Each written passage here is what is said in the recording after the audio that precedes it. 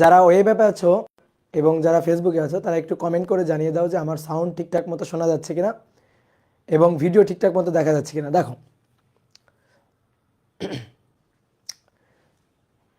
ওকে, clear. Lecture 5 লেখা আছে, আসলে লেকচার 4 হবে, ওটা ভুল করে লেখা হয়ে গেছে, তো সমস্যা নেই। এখানে যেটা দেখতে পাচ্ছ সেটা হবে আজকে, ঠিক আছে? লেকচার কত দেখতে পাচ্ছ বলো? লেকচার 4 দেখতে পাচ্ছ। ওকে, তাহলে সবাইকে শুভেচ্ছা জানাচ্ছি আজকের ক্লাসে।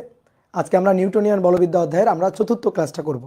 এর আগে অলরেডি আমরা 3টা ক্লাস করে ফেলছি, আমরা অনেকগুলো টপিক পড়ে ফেলছি এবং অনেক ম্যাথ প্রবলেম আমরা অলরেডি সলভ করে ফেলছি। তো এই অধ্যায়ে অনেক ইম্পর্টেন্ট টপিক আছে। এই অধ্যায়টা ফিজিক্স ফার্স্ট পার্টের ভেক্টরের মতো একটা বেসিক চ্যাপ্টার। তো আমরা এবার আজকের ক্লাসে ভরবেগের সংরক্ষণশীলতা এই টপিকটা পড়বো এবং গতদিন আমরা যেহেতু ভরবেগ এবং বলের ঘাতের সম্পর্ক এই রিলেটেড কয়েকটা ম্যাথ প্রবলেম সলভ করছিলাম, তো তার ধারাবাহিকতায় আমরা আরও 2-1টা ম্যাথ প্রবলেম একটু সলভ করব। তো চলো শুরু করি।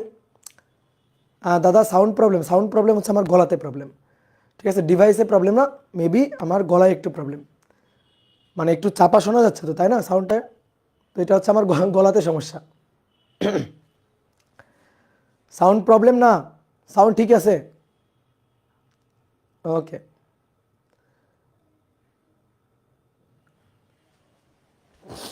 না ভাইয়া ডাবল আসে, গ্যার করে, কি বলো? সাউন্ড লাইকিং, গলা চেঞ্জ করেন, অন্যজনের ডা লাগান।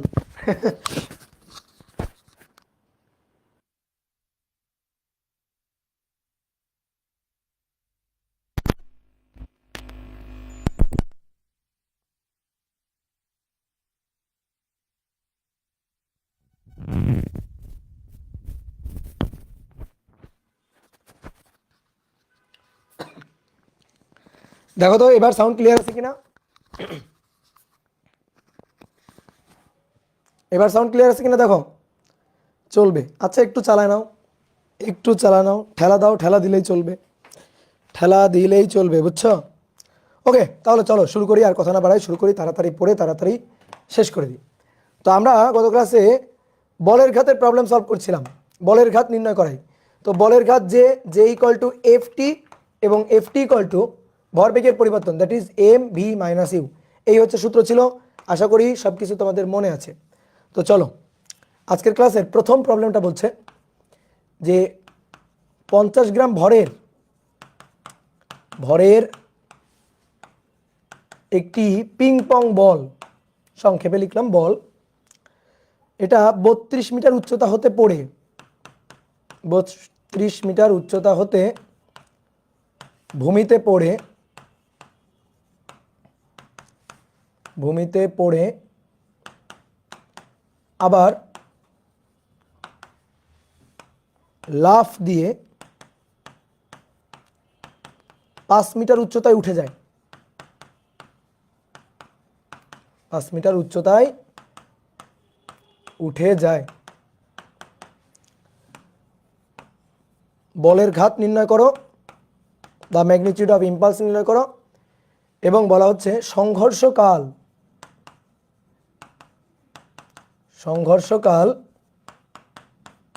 1/10 সেকেন্ড হলে প্রযুক্ত গড় বল কত। যখন মাটিতে গিয়ে আঘাত করলো তখন এই সংস্পর্শ তলে প্রযুক্ত গড় বল কত। ওকে, তো চলো শুরু করি। এটা হচ্ছে ভূমি। দেখো ভূমির 32 মিটার উপর থেকে একটা বল নিচে পড়ছে, পিং পং বল। অনেক সময় দেখবে যে পিং পং বল মাটিতে পড়ে ড্রপ খেয়ে ধাক্কা খেয়ে আবার উপরে উঠে যায়। তো এরকম একটা পিং পং বল কত মিটার উচ্চতা থেকে পড়ছে? 32 মিটার উচ্চতা থেকে পড়ছে। এই উচ্চতাটা হচ্ছে 32 মিটার। 32 মিটার উচ্চতা থেকে মাটিতে পড়ে এখানে গিয়ে ধাক্কা লাগে। এবার ধাক্কা লাগার পরে বলটা আবার উঠে যায় উপরে। কতটুকু উচ্চতায় উঠে যায়? বলছে 5 মিটার উচ্চতায় উঠে যায়। এই যে 5 মিটার উচ্চতায় উঠে যায়। তাহলে 32 মিটার উপর থেকে পড়ে এবং 5 মিটার উচ্চতায় উঠে যায়। ওকে, তাহলে বলো 32 মিটার উপর থেকে যে পড়লো, যখন ভূমিতে পড়লো তখন ভূমিতে গিয়ে এভাবে ধাপ করে আঘাত করলো না? এভাবে, এবং এভাবে আঘাত করে থেমে যায়নি, আঘাত করে আবার উপরে উঠে গেছে। তার মানে অবশ্যই একটা বেগ নিয়ে আবার উপরের দিকে উঠে গেছে। তাহলে যখন ভূমিতে গিয়ে পড়লো তখন কত বেগে আঘাত করলো সেইটা আমরা আগে বের করব। তারপরে আঘাত করার পরে কত বেগ নিয়ে উপরের দিকে উঠে গেছে সেইটা আমরা বের করব। তাহলে ভূমিতে আঘাত করার মুহূর্তে এটা আদি বেগ, আর আঘাত করার পরে যখন ব্যাক করতেছে যে বেগ নিয়ে উপরের দিকে উঠে যাচ্ছে সেই বেগটা হচ্ছে শেষ বেগ। তাহলে আদি বেগ এবং শেষ বেগ পেয়ে গেলে ভরবেগের পরিবর্তন বের করা খুবই সহজ, আর ভরবেগের পরিবর্তনটাই হচ্ছে বলের ঘাত। তাহলে চলো আমরা আদি বেগ আর শেষ বেগটা বের করব। তাহলে যখন ভূমিতে আঘাত করলো, যে মুহূর্তে গিয়ে ভূমিতে আঘাত করছে সেই মুহূর্তে এই বেগটাই আদি বেগ। তারপরে আঘাত করার পরে যখন উঠে যাচ্ছে, আবার উপরের দিকে উঠে যাচ্ছে, ঊর্ধ্বমুখীভাবে গতিশীল হচ্ছে, তো আঘাত করার পর মুহূর্তে ঊর্ধ্বমুখী এই যে বেগটা এটা হচ্ছে শেষ বেগ। আঘাত লাগার আগে, আঘাত লাগার পরে, আঘাত লাগার আগের বেগটা আদি এবং পরের বেগটা শেষ। ইউ আর ভি এর পরিচয়টা ভালো করে বুঝবা। সংঘর্ষের আগে আদি, সংঘর্ষের পরে শেষ। ওকে, তাহলে তুমি বের করো তো, এইটুকু অংশ বাদ দাও, এইটুকু অংশ আপাতত ঢেকে রাখি। তুমি আমাকে বলো তো 32 মিটার উপর থেকে একটা বস্তু যদি নিচে পড়ে, ভূমিতে গিয়ে যখন আঘাত করবে তখন কত বেগে আঘাত করবে? এই পয়েন্ট থেকে যখন বস্তুটা পড়ছে তখন তার বেগটা কত ছিল? 0। তাহলে আমরা নর্মালি কি লিখি? V square equal to U square plus 2gh। তো এখানে এই বেগটাকে যেহেতু আমরা ইউ দিয়ে লিখছি, তাহলে শেষ বেগ ইউ স্কোয়ার ইকুয়াল টু আদি বেগ 0। এটা হচ্ছে গতিপথের শেষ বেগ আদি বেগ, কিন্তু আমাদের ওই যে সংঘর্ষের আদি বেগ শেষ বেগ, ব্যাপারটা মাথায় রাখিও, বুঝছো? তাহলে যখন ভূমিতে গিয়ে আঘাত করলো তখন ইউ বেগে আঘাত করছে। তাহলে দেখি এই বস্তুটা 32 মিটার উপর থেকে যখন ভূমিতে পড়বে তখন কত বেগে আঘাত করে সেটা একটু চেক করে দেখি। তাহলে U square equal to 0 square plus 2gh। তাহলে অতএব ইউ ইকুয়াল টু √2g এর মান 9.8 এবং h এর মান 32। তাহলে এখান থেকে ভূমিতে আঘাত করার ঠিক পূর্ব মুহূর্তে বেগটা পাবো 2 × 9.8 × 32। তাহলে আমরা পাচ্ছি এখান থেকে 25.04 মিটার পার সেকেন্ড আদি বেগ। এবার ধাক্কা লাগার পরে আবার বেগ নিয়ে উঠে যাচ্ছে। এই বেগ নিয়ে কত দূর উঠবে? যতক্ষণ না তার বেগ 0 হবে ততক্ষণ সে উপরের দিকে উঠতে থাকবে। তো কত উচ্চতায় উঠছে? 5 মিটার উচ্চতায়। 5 মিটার উচ্চতায় ওঠার পরে তার বেগ হয়ে গেছে 0। তাহলে এই ক্ষেত্রে যদি আমি এই বেগটা বের করতে চাই, তাহলে এইটুকু গতির জন্য এইটা আমার আদি বেগ, এইটা আমার শেষ বেগ। আগে যেমন এইটুকু গতির জন্য এইটা আমার আদি বেগ, এইটা আমার শেষ বেগ ছিল, এবার এইটুকু গতির জন্য এইটা আমার আদি বেগ, এইটা আমার শেষ বেগ। তাহলে দেখো তো ভি স্কোয়ার এটা ইকুয়াল টু এই ভি স্কোয়ার মাইনাস 2gh, যেহেতু উপরের দিকে উঠছে। এখন কি হলো? এটাকেও ভি দিয়ে লিখলাম, এটাকেও ভি দিয়ে লিখলাম। তাহলে তোমার বুঝতে হবে এটা শেষ বেগের ভি, তাহলে এই বেগটাই তো 0 আর কি, 0। তাহলে এটা যদি 0 হয় তাহলে অতএব ভি ইকুয়াল টু √, দেখো এই 2gh-টাকে এ পাশে আনলাম, তাহলে ভি ইকুয়াল টু √2gh। তো এখানে h এর মানটা হচ্ছে 5 মিটার, 2g এর মান 9.8 গুণ 5, তাহলে 98 এর √, তাহলে 7√2। ওকে, বলো বুঝছো কিনা? খুবই কমন সেন্স। একটা বস্তু ভূমিতে গিয়ে আঘাত করছে, তো কত বেগে গিয়ে আঘাত করলো সেই বেগটা বের করবো। তো 32 মিটার উপর থেকে পড়লে কত বেগে ভূমিতে আঘাত করবে এটা আমরা বের করতে পারবো। এটা গতিবিদ্যা অধ্যায়ের ম্যাথ। তারপরে বলা হচ্ছে যে বস্তুটা আবার খাড়া উপরের দিকে উঠে গেছে। কত মিটার উপরের দিকে উঠে গেছে? 5 মিটার। তাহলে বস্তুটা ভূমি থেকে কত বেগ নিয়ে যাত্রা করলে 5 মিটার উপরে উঠবে সেই বেগটা বের করা যাবে। তাহলে সেই বেগটাও আমরা বের করলাম। তো হয়ে গেল সংঘর্ষের আগের এই বেগটা আদি বেগ, সংঘর্ষের পরে এই বেগটা শেষ বেগ। এবং দুইটা বেগ কিন্তু পরস্পরের বিপরীত দিকে। তাহলে দুইটা বেগ যদি পরস্পরের বিপরীত দিকে হয়, আমি যদি নিচের দিকটাকে মাইনাস ডিরেকশনে ধরি আর উপরের দিকটাকে যদি প্লাস ডিরেকশনে ধরি, তাহলে ভিটা প্লাস ইউটা কিন্তু মাইনাস। তাহলে ভরবেগের পরিবর্তন যে, এটাই বলের ঘাত, M V minus U. M এর মান 50 গ্রাম, 50 গুণ 10⁻³ ভি এর মান উপরের দিকে, সো প্লাস 7√3 মাইনাস ইউ এর মান নিচের দিকে ধরছি মাইনাস, তাহলে এটা মাইনাস হবে। তো তাহলে মাইনাস 25 এটা কিন্তু সূত্রের মাইনাস 25.04 25.04 এত মিটার পার সেকেন্ড। তাহলে আসো এবার হিসাব করি 7√2 মাইনাসে মাইনাসে প্লাস 25.04 যা হবে এর সাথে গুণ 50 এক্সপোনেনশিয়াল ফাংশন -3।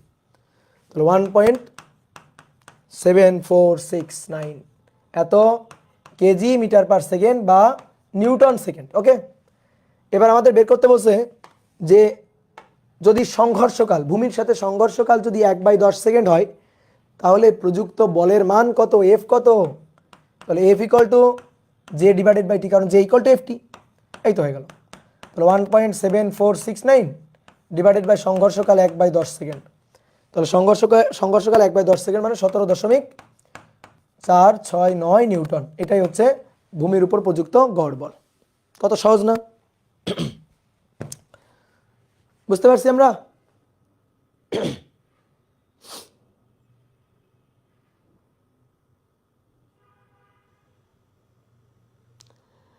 একজন বলছে প্রথমবার প্লাস জি এইচ দিয়ে করছি আর একবার মাইনাস জি এইচ দিয়ে করছি কেন? এই পাগল, এখানে উপরের দিকে উঠছে না, এখানে উঠছে কোন দিকে? উপরের দিকে। তাহলে বেগ কমে না বাড়ে? বেগ কমে, সো মন্দন, এই জিটা মন্দন। আর যখন নিচের দিকে নামছে তখন বেগ বাড়ে না কমে? বেগ বাড়ছে, সো এটা ত্বরণ। তাহলে ত্বরণের জন্য প্লাস জি আর মন্দনের জন্য মাইনাস জি। হ্যাঁ, এই প্রশ্ন কেউ জিজ্ঞেস করে? এটা তো 9-10-এ পড়ে আসছো, তুমি পড়ে আসছো না? ওকে, দেখো 2 নম্বর কোশ্চেন, এটা খুব ইম্পর্টেন্ট, খুব ভালো করে খেয়াল করো। বলা হচ্ছে 2 কেজি ভরের একটি বস্তু, 2 কেজি ভরের একটি বস্তু 4 মিটার পার সেকেন্ড বেগে, 2 কেজি ভরের একটি বস্তু 4 মিটার পার সেকেন্ড বেগে কোনো দেওয়ালের সাথে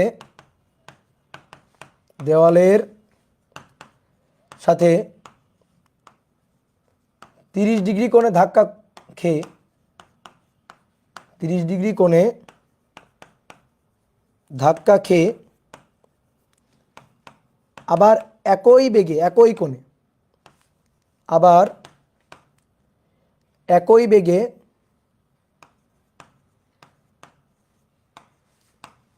একই কোণে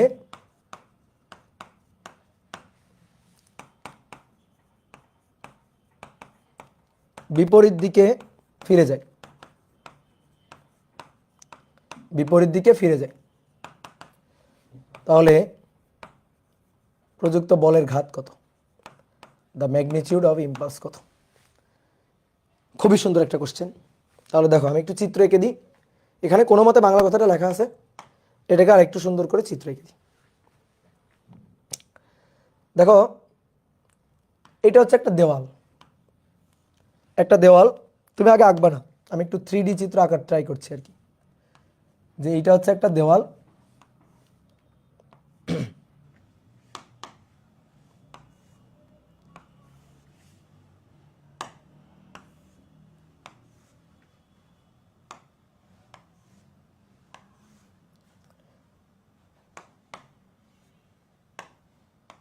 এটা হচ্ছে একটা দেওয়াল। তো কি করা হয়েছে, একটা বল ছোড়া হয়েছে দেওয়ালটাকে লক্ষ্য করে। তো বলটা ছোড়া হয়েছে দেওয়ালের সাথে, বলটা ছোড়া হয়েছে দেওয়ালের সাথে 30 ডিগ্রি কোণে। তাহলে দেখো এখান থেকে বলটাকে ছোড়া হয়েছে, যে বলটা এইভাবে ছোড়া হয়েছে, 30 ডিগ্রি কোণে বলটা ছোড়া হয়েছে, দেওয়ালের সাথে গিয়ে ধাক্কা লাগছে, ধাক্কা লাগার পরে আবার একই বেগে একই কোণে, একই বেগে একই কোণে বিপরীত দিকে, তাহলে বিপরীত দিকের সাথে আবার 30 ডিগ্রি কোণ করে, দেওয়ালের সাথে তো 30 ডিগ্রি কোণ করে গিয়ে ধাক্কা লাগছে, আবার বলা হচ্ছে দেওয়ালের সাথে 30 ডিগ্রি কোণ করে আবার বিপরীত দিকে ফিরে চলে গেছে, এইভাবে বলটা চলে গেছে। এই যে ধাক্কা লাগার পরে এই বরাবর চলে গেছে। তো বলছে ধাক্কা লাগে হচ্ছে 4 মিটার পার সেকেন্ড বেগে, আর ধাক্কার পরে ব্যাক করে চলে গেছে সেটাও 4 মিটার পার সেকেন্ড বেগে। কি বুঝলা? বলো, 3D ফিল পাচ্ছ? এটা একটা দেওয়াল, আমি এই দেওয়ালটাকে লক্ষ্য করে এইভাবে বলটা ছুড়ে দিছি, 30 ডিগ্রি কোণে ধাক্কা লাগছে, ধাক্কা লাগার পর আবার এইদিকে দেওয়ালের সাথে আবার 30 ডিগ্রি কোণে একই বেগ নিয়ে চলে গেছে। তাহলে আমাদের এখন বলছে নাও এই দেওয়ালের সাথে যে ধাক্কা লাগলো, সংঘর্ষ লাগলো, তো এইখানে বলের ঘাত নির্ণয় করো, দ্য ম্যাগনিটিউড অফ ইম্পালস নির্ণয় করো। তো পারবো কি না? হ্যাঁ পারবো, খুবই সহজ ম্যাথ, পারবো।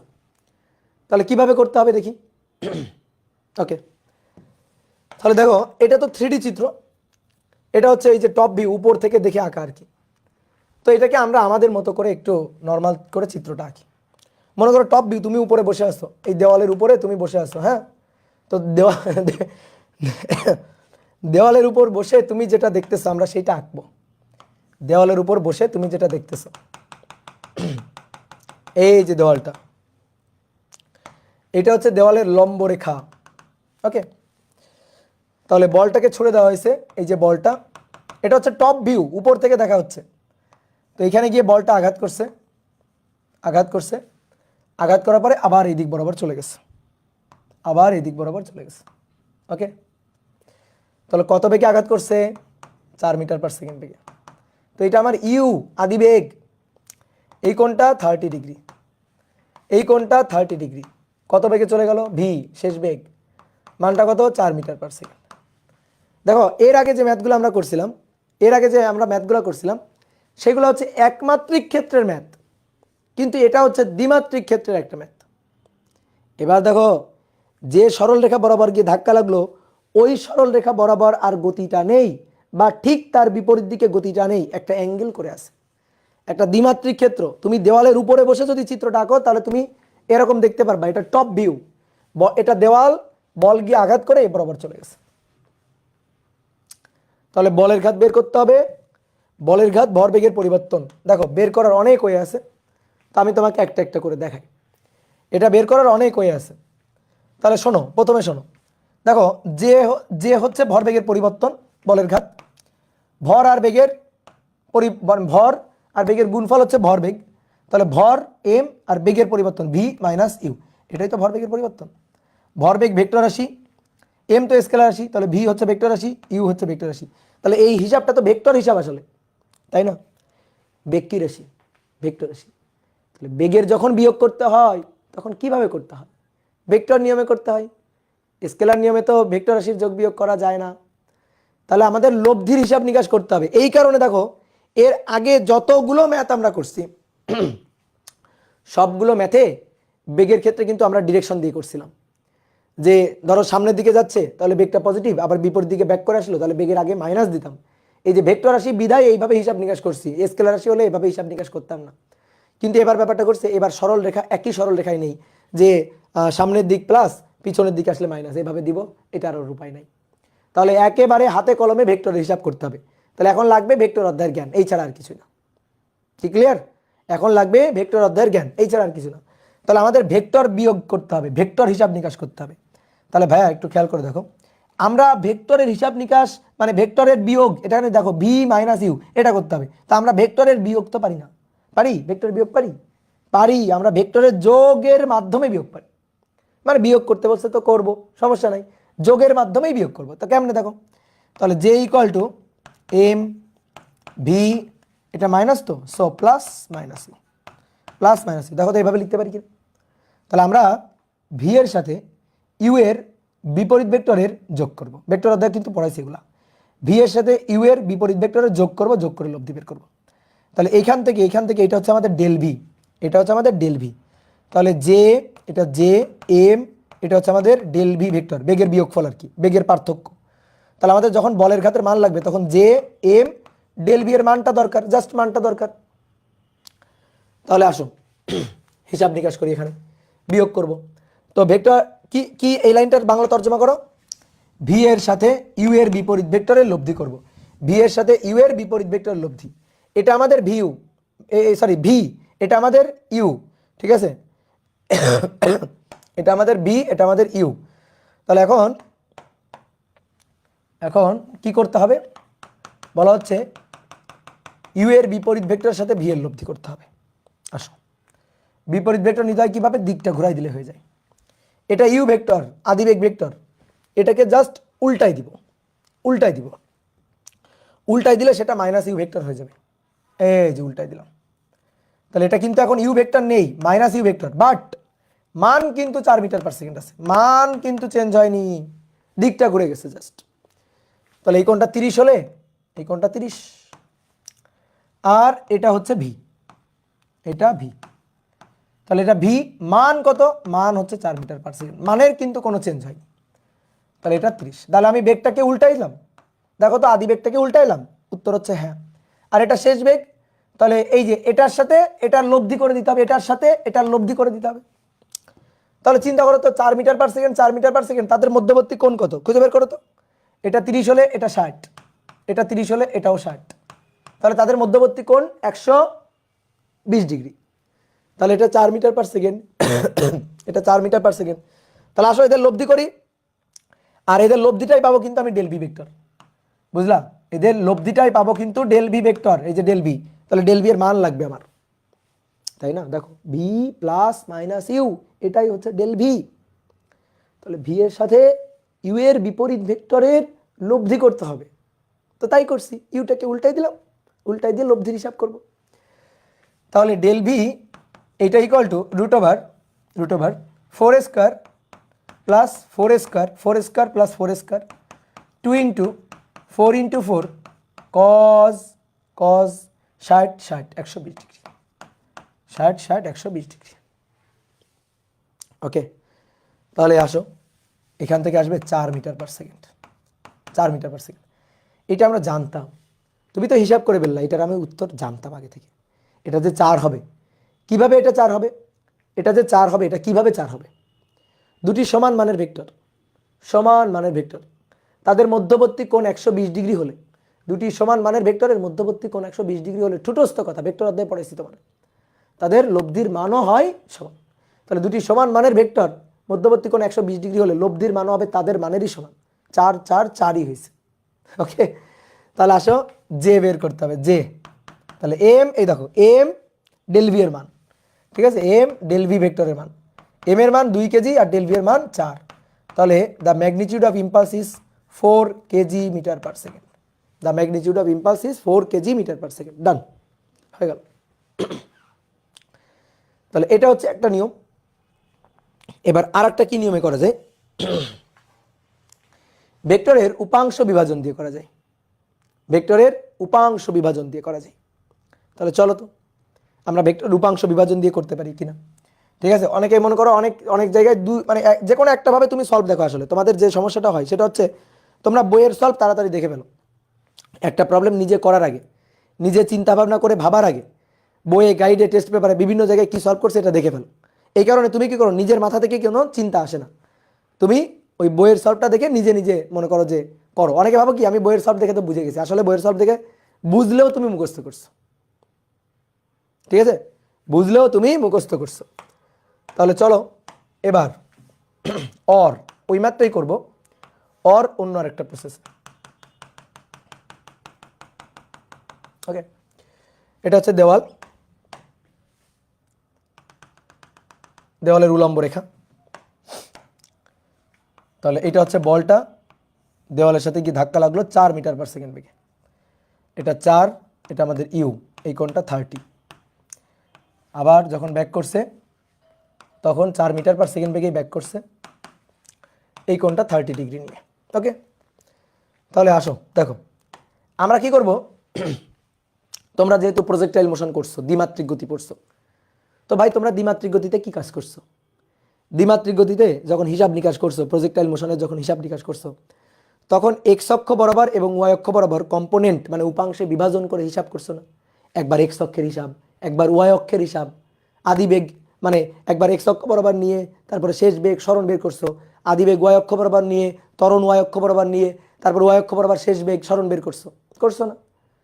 তাহলে আমরা যদি দ্বিমাত্রিক গতি পারি তাহলে কেউ আমাদের আর কোনো প্রবলেমে ঠেকায় রাখতে পারবে না। তাহলে আমি কি করব, ইউকে দুটো উপাংশে ভেঙে ফেলবো, এক্স অক্ষ ওয়াই অক্ষ দুইটা উপাংশে ভেঙে ফেলবো, আমি ভিকে দুইটা উপাংশে ভেঙে ফেলবো। তো চলো ভেঙে ফেলি। এটা ইউ আছে, তাহলে এর এই একটা উপাংশ আর এই একটা উপাংশ, দেখো ভিকে দুইটা উপাংশে ভাঙলাম, দেখো অনেকে উপাংশ বা বিভাজন বোঝে না। এই ভি সরি ইউকে দুটো উপাংশে, এই ইউকে দুটো উপাংশে, তারপরে এই যে ভি কে দুটো উপাংশে ভেঙে ফেলবো, এইভাবে দুটো উপাংশ।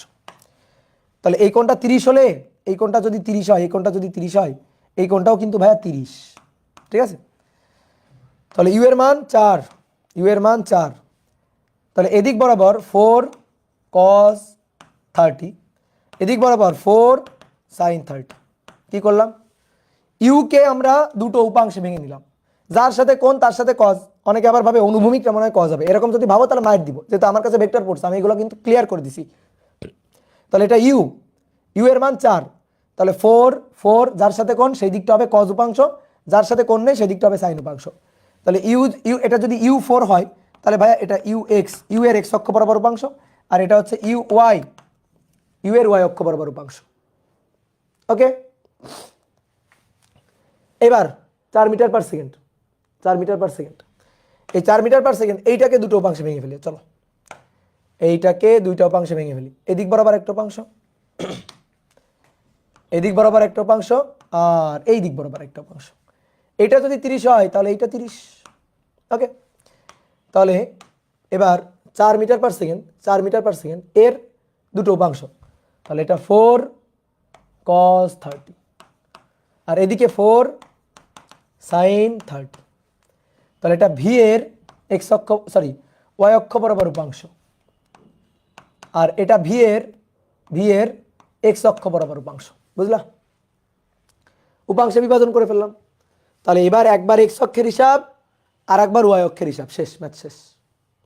একবার এক্স অক্ষের হিসাব, একবার ওয়াই অক্ষের হিসাব। এই ইউ কিন্তু আর বেঁচে নেই, এই ভি কিন্তু আর বেঁচে নেই, এরা কিন্তু মরে গেছে। কেন? কারণ এদের তো উপাংশে বিভাজন করে ফেলছি, এদের উপাংশে বিভাজন করে ফেলছি, তাহলে এরা আর নাই। তাহলে এখন দেখো, এখন এক্স অক্ষ বরাবর যদি হিসাব করি, এই চিত্রটা তোমার আঁকতে হবে না, আমি একটু কম পারি বিদায় আঁকছি, তুমি এই চিত্রটা আঁকবা না। দেখো এখন আমি এক্স অক্ষ বরাবর বলের ঘাতটা হিসাব করবো, জাস্ট এক্স অক্ষ বরাবর, এক্স অক্ষ বরাবর। তাহলে আমি এক্স অক্ষ বরাবর বেগটা আঁকবো। তাহলে তুমি একটা জিনিস খেয়াল করো তো, এক্স অক্ষ বরাবর এই যে ভি এক্স, এই দেখো ভি এক্স, এক্স অক্ষ বরাবর শেষ বেগ। তাহলে ভি এক্স কোন দিকে? ভি এক্স হচ্ছে এই দিক বরাবর।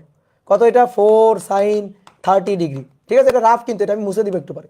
এটা হচ্ছে ভি এক্স, আর এটা ইউ এক্স হচ্ছে এই দিক বরাবর। দেখো এক্স অক্ষের এই দিক বরাবর। তাহলে ইউ এক্স এটা হচ্ছে 4 sin 30 ডিগ্রি, বুঝছো? এবার এটা এক্স অক্ষের ধনাত্মক দিকে, তাহলে এটার পজিটিভ চিন্তা করলাম। এটা ঋণাত্মক দিকে, সেটার নেগেটিভ চিন্তা করলাম। তাহলে ভরবেগের পরিবর্তন এক্স অক্ষ বরাবর M V X minus U X.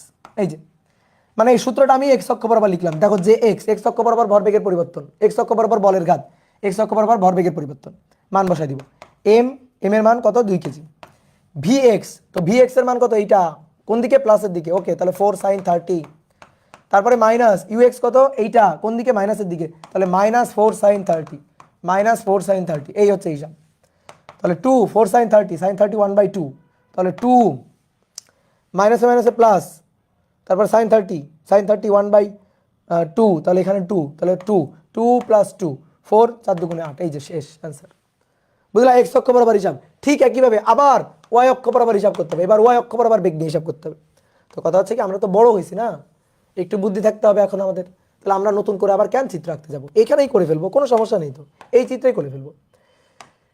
এই দিকটারে যদি আমি পজিটিভ দিক ধরি, তাহলে যারা যারা এই দিকে তারা হচ্ছে নেগেটিভ। উপরের দিকটারে যদি আমি পজিটিভ দিক ধরি, উপরের দিকটা যদি পজিটিভ চিন্তা করি, তাহলে যারা যারা নিচের দিকে তারা হচ্ছে নেগেটিভ। বুঝলা? ওয়াই অক্ষের পজিটিভ, ওয়াই অক্ষের নেগেটিভ, এক্স অক্ষের পজিটিভ, এক্স অক্ষের নেগেটিভ।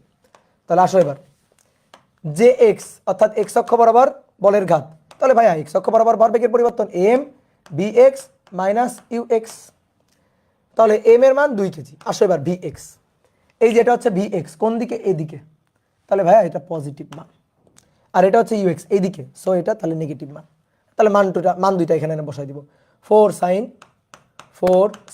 30 মাইনাস, এটা সূত্রের মাইনাস, ইউ এক্স এই যে মাইনাস, তাহলে মাইনাসে মাইনাসে প্লাস হয়ে গেল, তাই না? একবারে করে দিই, মাইনাসে মাইনাসে প্লাস হয়ে গেল।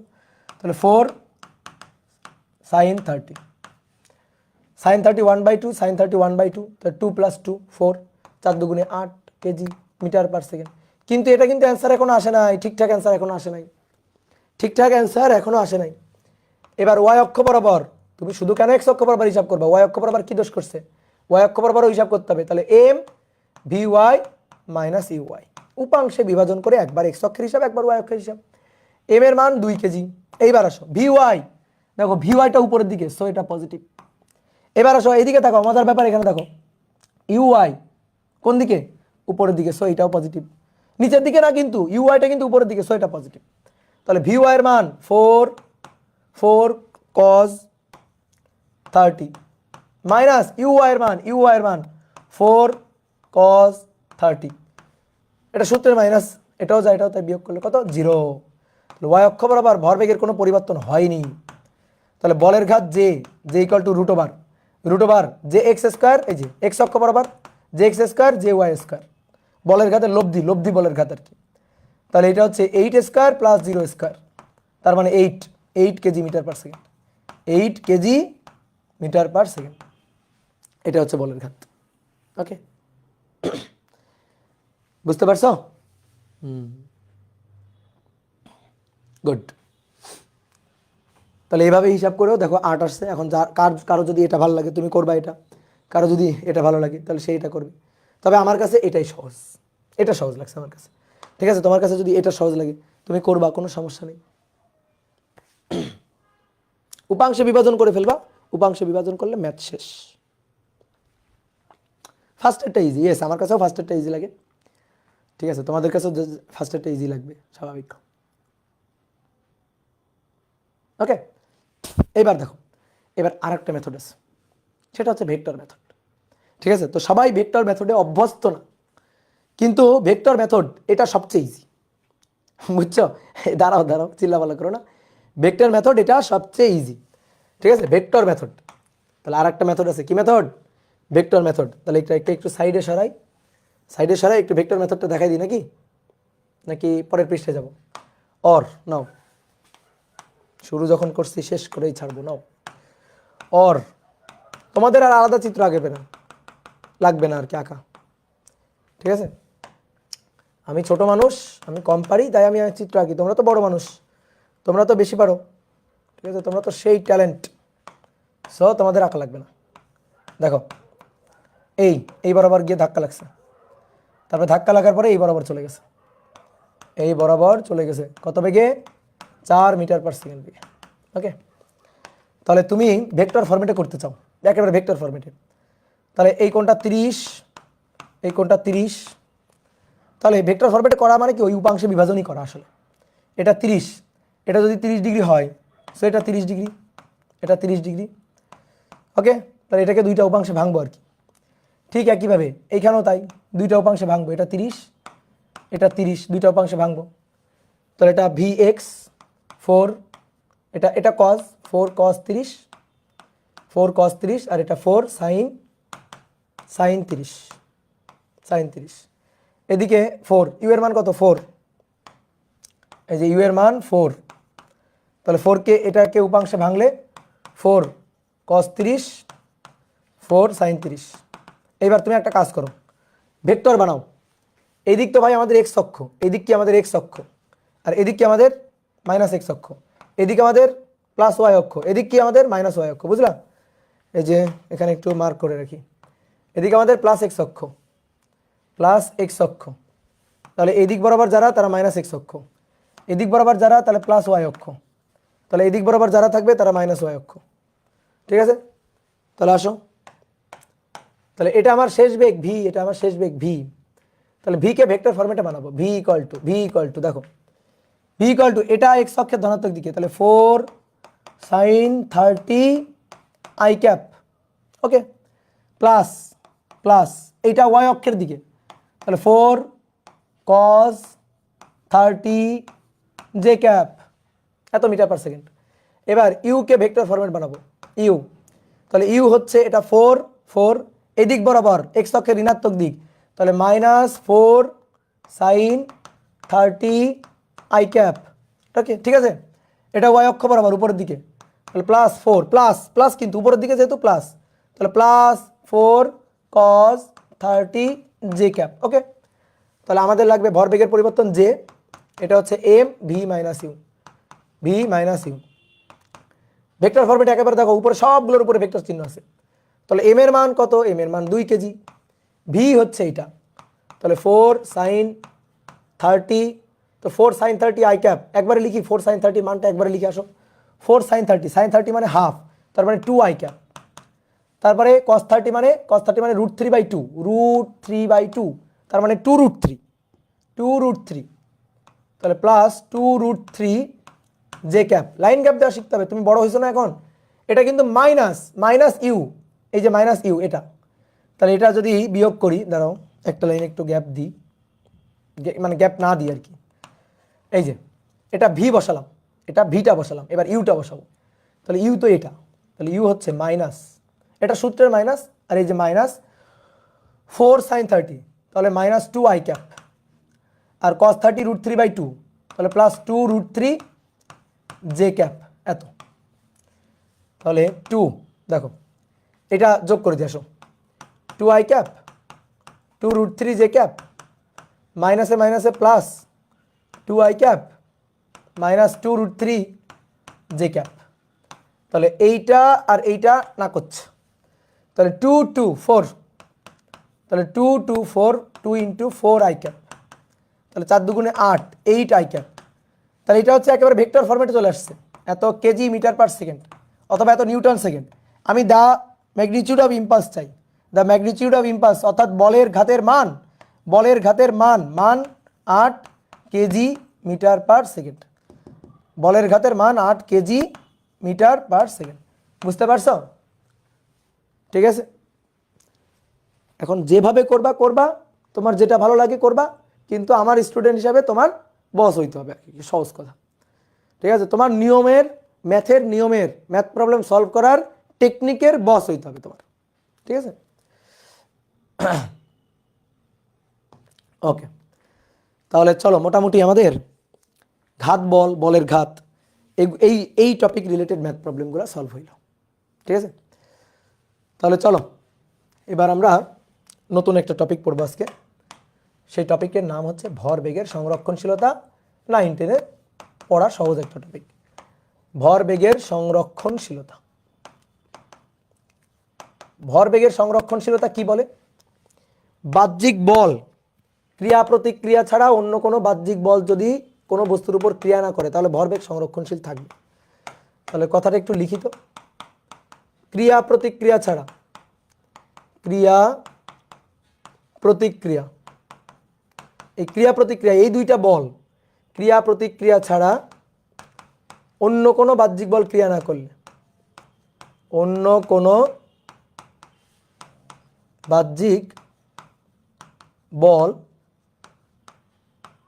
ক্রিয়া না করলে ভরবেগ সংরক্ষণশীল থাকবে। মানে কি? ভরবেগ সংরক্ষণশীল থাকবে। ধরো কোনো একটা সিস্টেমে অনেকগুলো ভর আছে, সেই ভরগুলা গতিশীল ধরো, তো ক্রিয়া প্রতিক্রিয়া ছাড়া এদের মধ্যে অন্য কোনো বলই নেই।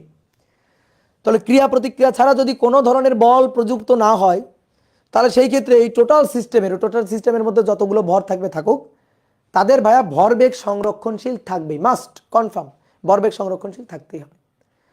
তো এটা আমরা দুইটা ক্ষেত্রে দেখাতে পারি। একটা হচ্ছে একটা ভর সিস্টেমের জন্য দেখাইতে পারি, হিসাব নিকাশ করতে পারি, প্রমাণ করতে পারি। আর একটা হচ্ছে একটা একক ভরের জন্য প্রমাণ করতে পারি। ধরো একক ভরের একটা বস্তু, তার ভর কমে যাবে বা ভর বেড়ে যাবে, তো তার কারণে বেগের কি ধরনের চেঞ্জ হবে। মানে ভর বেগটা যদি ধ্রুব থাকে তাহলে ভর কমলে বেগ বাড়বে, ভর বেগটা যদি ধ্রুব থাকে তাহলে ভর বাড়লে বেগ কমবে, উল্টা হবে। তাহলে আমরা একক ভরের বস্তুর জন্য দেখব এবং ভর সিস্টেমের জন্য দেখব। তো প্রথমে আসো, ধরো একক ভরের একটা বস্তুর জন্য, একক ভরের কোনো বস্তুর জন্য, ভরের, এই একক মানে এক না, কিন্তু একটা ভর বস্তু, ঠিক আছে, একটি ভর বস্তুর জন্য আর কি, একটি ভরের কোনো বস্তু আর কি, একটি ভর বস্তু। ধরো এই একটা বস্তু, এই বস্তুটা একটা ভি বেগ নিয়ে যাচ্ছে, এই বস্তুটা একটা ভি বেগ নিয়ে যাচ্ছে। তাহলে এর উপর যদি বাহ্যিক কোনো বল ক্রিয়া না হয়, বাহ্যিক কোনো বল ক্রিয়া না হয়, ধরো যে তলে গতিশীল সেই তলে কোনো ফ্রিকশন ট্রিকশন কিচ্ছু নেই, ফ্রিকশন ট্রিকশন কিচ্ছু নেই, তাহলে বাহ্যিকভাবে যদি এই বস্তুর উপর কোনো ধরনের কোনো বল প্রযুক্ত না হয় তাহলে তার বেগের পরিবর্তন হবে কিনা বলো তো? তাহলে তার বেগের পরিবর্তন হতে পারে কিনা? বাহ্যিকভাবে যদি বল প্রযুক্ত না হয় তাহলে তার বেগের পরিবর্তন হতে পারে কিনা? বেগের পরিবর্তন, দেখো বল প্রযুক্ত না হলে ত্বরণ হবে না, আর ত্বরণ না হওয়া মানে বেগের কোনো পরিবর্তন হবে না। তাহলে সবাই অ্যান্সার দিছো না, এবার আমি অ্যান্সার বলতেছি হ্যাঁ, বাহ্যিক বল প্রযুক্ত না হলেও বেগের পরিবর্তন হতে পারে। যদি আমি জিজ্ঞেস করতাম বাহ্যিক বল প্রযুক্ত হচ্ছে না, ভর বেগের পরিবর্তন কি হতে পারে, তখন তুমি বলতা না যে ভাই বাহ্যিক বল প্রযুক্ত হয়নি, তাহলে ভর বেগের কোনো পরিবর্তন হবে না। বেগের পরিবর্তন হতে পারে কেমনে? যদি বেগের পরিবর্তন হয়, বেগের যদি পরিবর্তন হয় ভরেরও পরিবর্তন হবে, বেগের পরিবর্তন হলে ভরের পরিবর্তন হবে। ভর আর বেগের গুণফল থাকবে কনস্ট্যান্ট। বেগের পরিবর্তন হয়ে ধরো বেগ বেড়ে গেছে তাহলে ভর কমে যাবে, ভর বেড়ে গেছে তাহলে বেগ কমে যাবে, উল্টা হবে। দেখো কেমনে হয়, ধরো এই বস্তুর উপর বাহ্যিক কোনো বল ক্রিয়াই করে নাই, তাহলে সামেশন অফ ওয়ার্ক 0, বাহ্যিক কোনো বল প্রযুক্ত হয় নাই, F0। নিউটনের সূত্র থেকে আমরা বলের ডেফিনেশনটা পাই, নিউটনের সূত্র থেকে আমরা বলের সূত্রটা পাই। ঠিক আছে, একজন বলছে বুঝি নাই, বোঝা লাগবে না, তুমি শোনো আমার কথা, শুনলেই বুঝে যাবে। দেখো আমরা বলের ডেফিনেশন বা বলের সূত্রটা কি জানি, বস্তুর উপর বাহ্যিক বল প্রযুক্ত হলে ভরবেগের পরিবর্তনের হারই প্রযুক্ত বল, তাই না? বাহ্যিক বল প্রযুক্ত হলে বস্তুর ভরবেগের পরিবর্তনের হারই প্রযুক্ত বলের সমান, মানে সমানুপাতিক থাকে, পরে আমরা কে কনস্ট্যান্ট এক ধরি তো তখন কিন্তু সমান হয়। তাহলে F equal to DDT of P, F equal to DDT of P. আচ্ছা এভাবে ডিডিটি অফ পি না লিখে আগে ডেল পি ডেলটি লিখি, ডেল পি ডেলটি। ঠিক আছে, বাহ্যিক বল প্রযুক্ত হয়নি, F হচ্ছে 0, তাহলে F যদি 0 হয় তাহলে ডেল পি বাই ডেলটিও 0 হবে। F যদি 0 হয় ডেল পি বাই ডেলটিও 0 হবে, দ্যাট মিনস ডেল পি 0, অতএব ডেল পি হবে 0। ডেল পি 0 মানে কি জানো? ভরবেগের পরিবর্তন হবে 0, ভরবেগের কোনো পরিবর্তন হবে না, তার মানে ভরবেগের পরিবর্তন P final minus P initial এটা হবে 0, ভরবেগের কোনো পরিবর্তন হবে না, তাহলে অতএব পি ইনিশিয়াল আর পি ফাইনাল পরস্পর সমান সমান থাকবে, পি ফাইনাল আর পি ইনিশিয়াল পরস্পর সমান সমান থাকবে। সেম জিনিসটা আমরা কিন্তু ডিফারেন্সিয়েশন মেথডেও দেখাইতে পারি, সেম জিনিসটা ডিফারেন্সিয়েশন মেথডে দেখাইতে পারি কিভাবে, ওই যে F ইকুয়াল টু, দেখো একই জিনিস ডিডিটি অফ পি, তাহলে F যদি 0 হয়, F যদি 0 হয় তাহলে ডিপি ডিটি হবে 0, তাহলে ডিডিটি অফ পি, দেখো কোনো কিছুর পরিবর্তনের হার, কোনো কিছুর ডিফারেন্সিয়েশনের হার 0, কোনো কিছুর পরিবর্তনের হার, কোনো কিছুর ডিফারেন্সিয়েশনের হার যদি 0 হয় তাহলে সে কি? কোনো কিছুর ডিফারেন্সিয়েশন করলে যদি 0 হয় তাহলে সে কি? সে কনস্ট্যান্ট, কারণ আমরা জানি একমাত্র কনস্ট্যান্টকেই ডিফারেন্সিয়েট করলে 0 হয়। তাহলে ডিডিটি অফ পি, তাহলে পি কে ডিফারেন্সিয়েট করতেছি, ডিফারেন্সিয়েট করলে 0 হচ্ছে, তার মানে অবশ্যই পি কনস্ট্যান্ট, অবশ্যই পিটা কনস্ট্যান্ট। ঠিক আছে, তাহলে পি কনস্ট্যান্ট মানে পি এর কোনো পরিবর্তন নেই, তাহলে পি এর পরিবর্তন নেই মানে পি আগেও যা ছিল পি পরেও তাই থাকবে, পি ইনিশিয়ালিও যা ছিল পি ফাইনালও তাই থাকবে। এবার এই ব্যাপারটার মানে কি, পি ইনিশিয়াল আর পি ফাইনাল একই থাকবে, এই ব্যাপারটার মানে কি দেখো, পি ইনিশিয়াল পি ফাইনাল এই ব্যাপারটার মানে হচ্ছে, ধরো আগে ভর আর বেগের গুণফল, ধরো ভর ছিল m1 v1, ঠিক আছে, ভর আর বেগের গুণফল m1 v1, পরবর্তীতে ধরো কোনো কারণে ধরো একটা বস্তু সরল রৈখিক রাস্তায় ঘর্ষণহীন তলে গতিশীল, কোনো কারণে ধরো একটা গাড়ি, কোনো কারণে ধরো একটা গাড়ির কোনো একটা অংশ খুলে পড়ে গেছে, ধরো গাড়ির পিছনের একটা ভারী অংশ, ধরো একটা ট্রাক যাচ্ছিল, একটা ট্রাক একটা বোঝা চাপানো ছিল, কোনো কারণে বোঝাটা ধরো পড়ে গেছে, তাহলে ট্রাকের কি ভরটা কমে গেল না? ভরটা কমে গেছে, একটা ঘর্ষণহীন তলে যাচ্ছিল, রাস্তায় কোনো ঘর্ষণ নেই, কোনো ফ্রিকশন ছিল না, সমবেগে যাচ্ছিল, তাহলে সমবেগে যাইতে যাইতে যাইতে যাইতে এর পিছন থেকে ভর পড়ে গেছে, ট্রাকে লোড করা ছিল ভর, ওই ভর পড়ে গেছে ধরো, তাহলে ভর যখন পড়ে গেল তখন ট্রাকটা হালকা হয়ে গেল, হালকা হয়ে ভর কমে গেল, ভর কমে গেলে বেগটা বেড়ে যাবে, তাহলে দেখো m1 থেকে কমে ভর কমে m2 হলো, তাহলে বেগ v1 থেকে বেড়ে বেগ হয়ে যাবে v2, তার মানে ভর আর বেগের গুণফল থাকবে কনস্ট্যান্ট, ভর আর বেগের গুণফল থাকবে কনস্ট্যান্ট, বুঝতে পারছো? তাহলে বলো বাহ্যিক বল প্রযুক্ত না হলে বেগের পরিবর্তন হতে পারে কিনা এবার বলো। বাহ্যিক বল প্রযুক্ত না হলে বেগের পরিবর্তন হতে পারে কিনা? হ্যাঁ পারে। তখন ভরেরও পরিবর্তন ঘটবে, তখন ভরেরও পরিবর্তন ঘটবে। তাহলে তখন তোমরা বলছিলা যে বাহ্যিক বল প্রযুক্ত না হলে বেগের পরিবর্তন হয় না। নিউটন সাহেব কি এত বোকা? তাহলে তো নিউটন বলতো যে মানে বেগের পরিবর্তনের হার প্রযুক্ত বলের সমানুপাতিক। নিউটন কি তাই বলছে একবারও? নিউটন বলছে ভর বেগের পরিবর্তনের হার প্রযুক্ত বলের সমানুপাতিক। অর্থাৎ বল প্রযুক্ত না হলে ভর বেগের পরিবর্তন ঘটবে না, কিন্তু বেগের পরিবর্তন ঘটতে পারে, ভরের পরিবর্তন ঘটতে পারে। কথা বুঝছো? ক্লিয়ার? কিন্তু ভর বেগ কনস্ট্যান্ট থাকবে, বেগের পরিবর্তন আলাদাভাবে ঘটতে পারে, ভরের পরিবর্তন ঘটতে পারে, কিন্তু ভর বেগ থাকবে কনস্ট্যান্ট। ক্লিয়ার? বলো বুঝছো কিনা? তাহলে এইবার আসো, এই ম্যাথটা তোমার অলরেডি করাইছি আমি, এই ছোট্ট জিনিসটা তোমাকে অলরেডি করাইছি। কিভাবে? ওই যে জায়েদ খান, মনে আছে? মনে আছে? মনে পড়ে? এই যে একটা ট্রাক, এই ট্রাকটা যাচ্ছে, ধরো সরল রৈখিক রাস্তায় ট্রাকটা যাচ্ছে, ট্রাকের পিছে বসা ছিল জায়েদ খান, ভারী জায়েদ খান ট্রাকের পিছে বসা, এই যে, ঠিক আছে? তো মনে করো জায়েদ খান ঘুমাই গেছে, ঘুমায় হঠাৎ করে জায়েদ খান পড়ে গেছে। তাহলে জায়েদ খান পড়ে গেছে। জায়েদ খান ওই যে লোডেড করা ছিল, ট্রাকে কি লোড করা আছে? জায়েদ খান লোড করা আছে, ট্রাকে জায়েদ খান লোড করা আছে। তো তো ট্রাকের ভর ছিল 80 কেজি, আর জায়েদ খানের ভর ছিল ধরো 20 কেজি, 80 কেজি আর 20 কেজি। তো ট্রাকটা যাচ্ছিল হচ্ছে 8 মিটার পার সেকেন্ড বেগে, 8 মিটার পার সেকেন্ড বেগে চলছিল, ঘর্ষণহীন রাস্তায়, ঘর্ষণ নেই কিন্তু।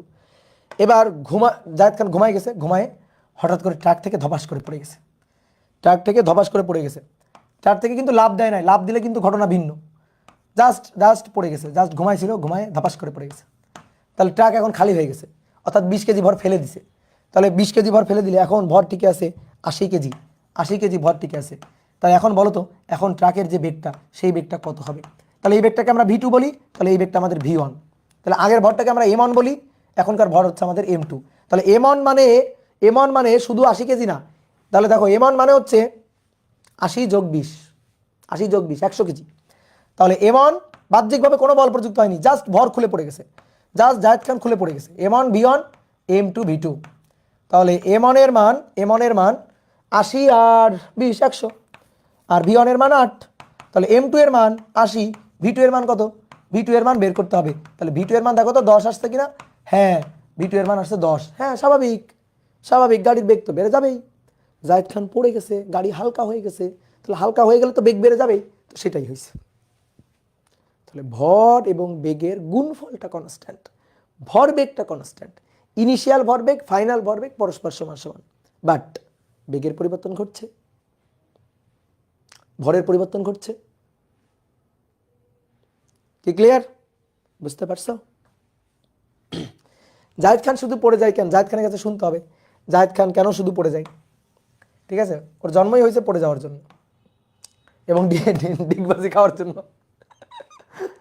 ওকে,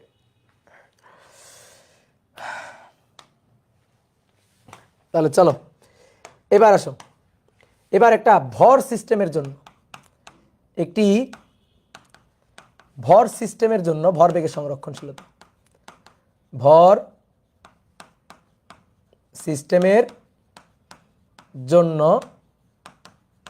ভরবেগের সংরক্ষণশীলতা, এইটা তোমরা 9 10-এ করো, 9 10-এ করো, ক্রিয়া প্রতিক্রিয়া নিউটনের ল ব্যবহার করে তোমরা এইটা 9 10-এ করো।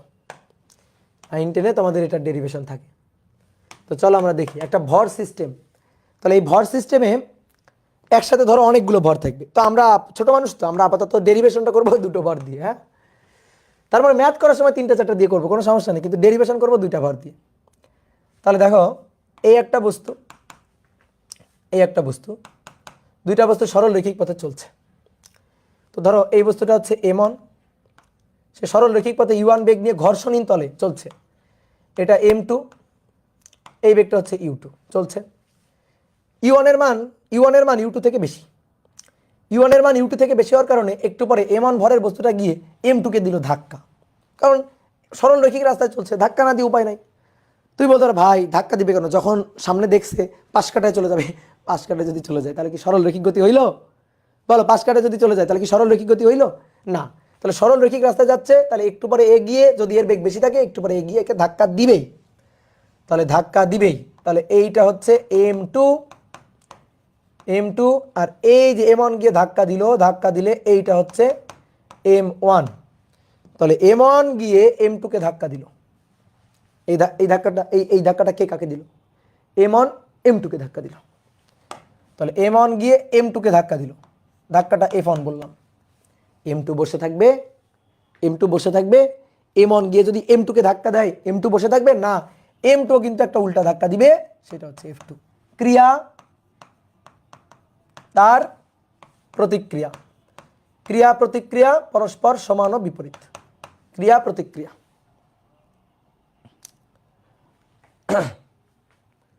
ওকে, ক্লিয়ার? এবার নেক্সট আসো, m1 গিয়ে m2 কে ধাক্কা দিল, প্রযুক্ত বল f1, m1 এর উপর প্রযুক্ত বল f2। ঠিক আছে, প্রযুক্ত বল f2। তাহলে এবার আসো ধাক্কার পরে, ধাক্কার আগে, ধাক্কার সময়, ধাক্কার পরে। ধাক্কার পরে এবার ধরো তারা আলাদা আলাদা বেগ নিয়ে চলছে, m1 চলছে v1 বেগ নিয়ে, m2 ভরে বস্তুটা চলছে v2 বেগ নিয়ে। ঠিক আছে, তাহলে এটা আগে, এটা ধাক্কার পরে, আর এটা ধাক্কার সময়কার ঘটনা। তো ধাক্কাকালীন যে সময়টা, সেই সময়টা ধরো টি সময়। ঠিক আছে, টি সময়, ধাক্কাকালীন সংঘর্ষকালীন যে সময়টা, ঠিক আছে, এদের এই যে ধাক্কার কারণে ভরবেগের পরিবর্তন হতে যে সময়টা, সেই সময়টা হচ্ছে টি সময়। টি সময় ধাক্কাটা সংঘটিত হয়েছে।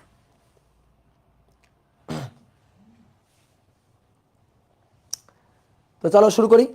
নাও দেখো, আমরা কি জানি?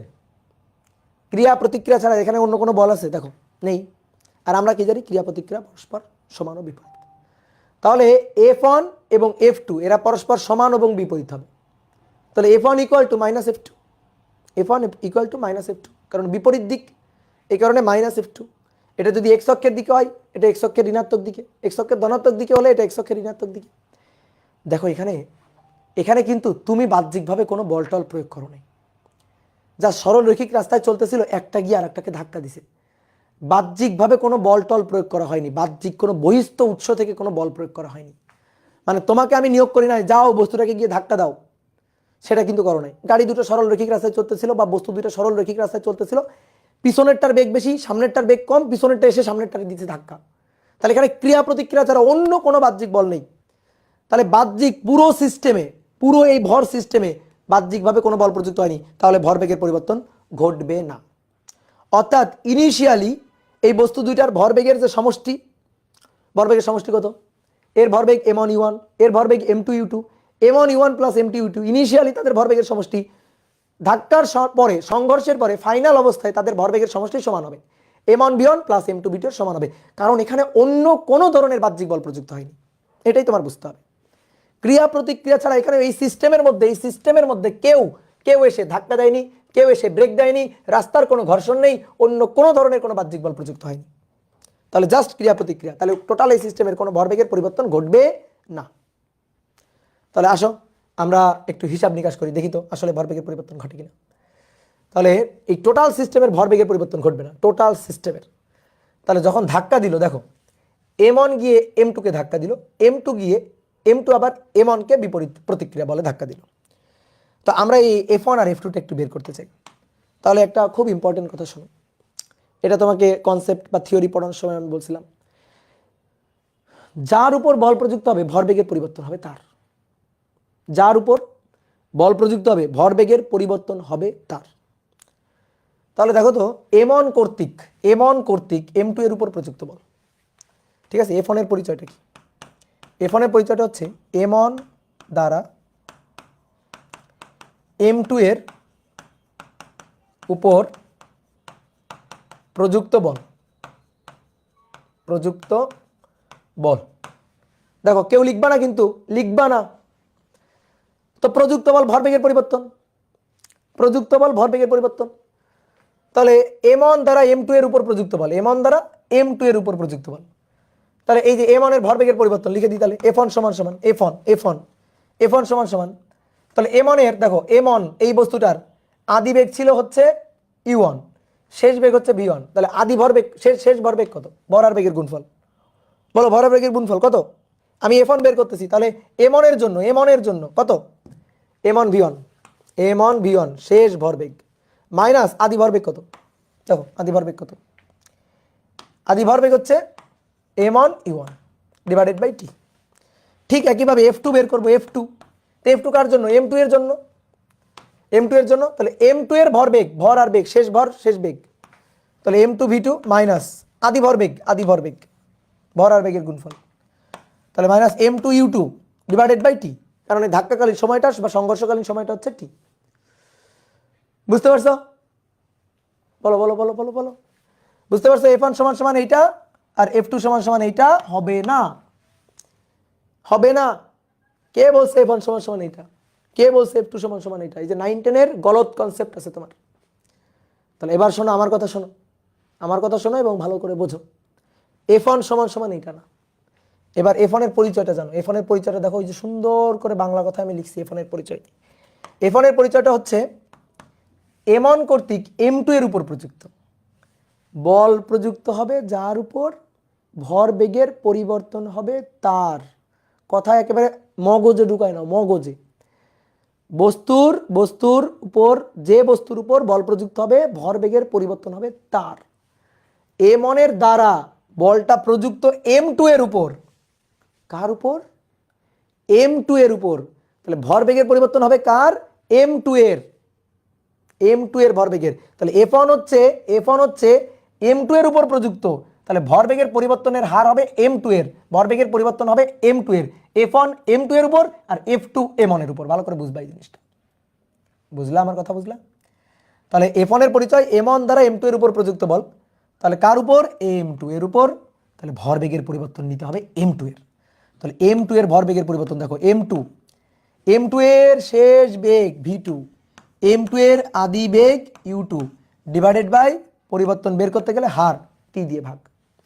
এবার তাহলে দেখি তুমি কেমন বুঝলা এফ টু এর পরিচয়টা, দেখি এফ টু এর পরিচয় কেমন বুঝলা। এফ টু এর পরিচয় এম টু দ্বারা এম ওয়ান এর উপর প্রযুক্ত বল, এম টু দ্বারা এম ওয়ান এর উপর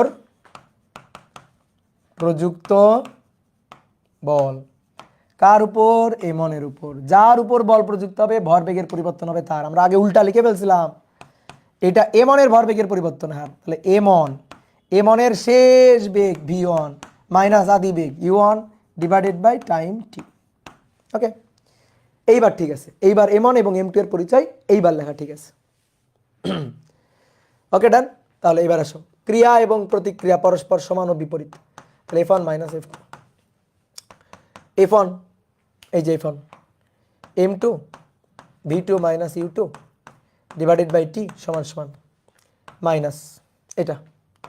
তাহলে M one V one minus U one divided by T. তাহলে টি আর টি কাটাকাটি গেল। ঠিক আছে, অনেকে একটা জিনিস বলতে পারো বা অনেকের কনফিউশন হয়, ভাই আপনি বললেন বাহ্যিক কোনো বল প্রযুক্ত হয়নি, তাহলে আবার ভরবেগের পরিবর্তন কেন বের করতেছেন? আমি কিন্তু এটা বলি না যে বাহ্যিক বল প্রযুক্ত হয়নি, আমি কথাটা পুরা করো, পুরা কথাটা বলো। ঠিক আছে, মানে ব্যাপারটা হয়ে গেছে এরকম, যেখানে ময়লা ফেলিবেন, না ফেলিলে 50 টাকা জরিমানা। তো তুমি মনে করো যে মানে ওই না ফেলিলে 50 টাকা জরিমানা পড়তেছো, কিন্তু এর আগে একটা কথা বলছি সেটা তুমি আর পড়তেছো না, মানে পুরো কথাটা পড়তেছো না।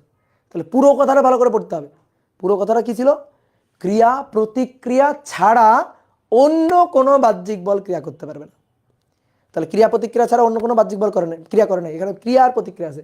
তাহলে ক্রিয়া বলের জন্য ভরবেগের পরিবর্তন, প্রতিক্রিয়া বলের জন্য বস্তুর ভরবেগের পরিবর্তন, তাই না? তাহলে টি টি কাটাকাটি একটু ভেঙে দিই, M two V two minus M two U two minus M one V one minus মাইনাসে plus M one U one.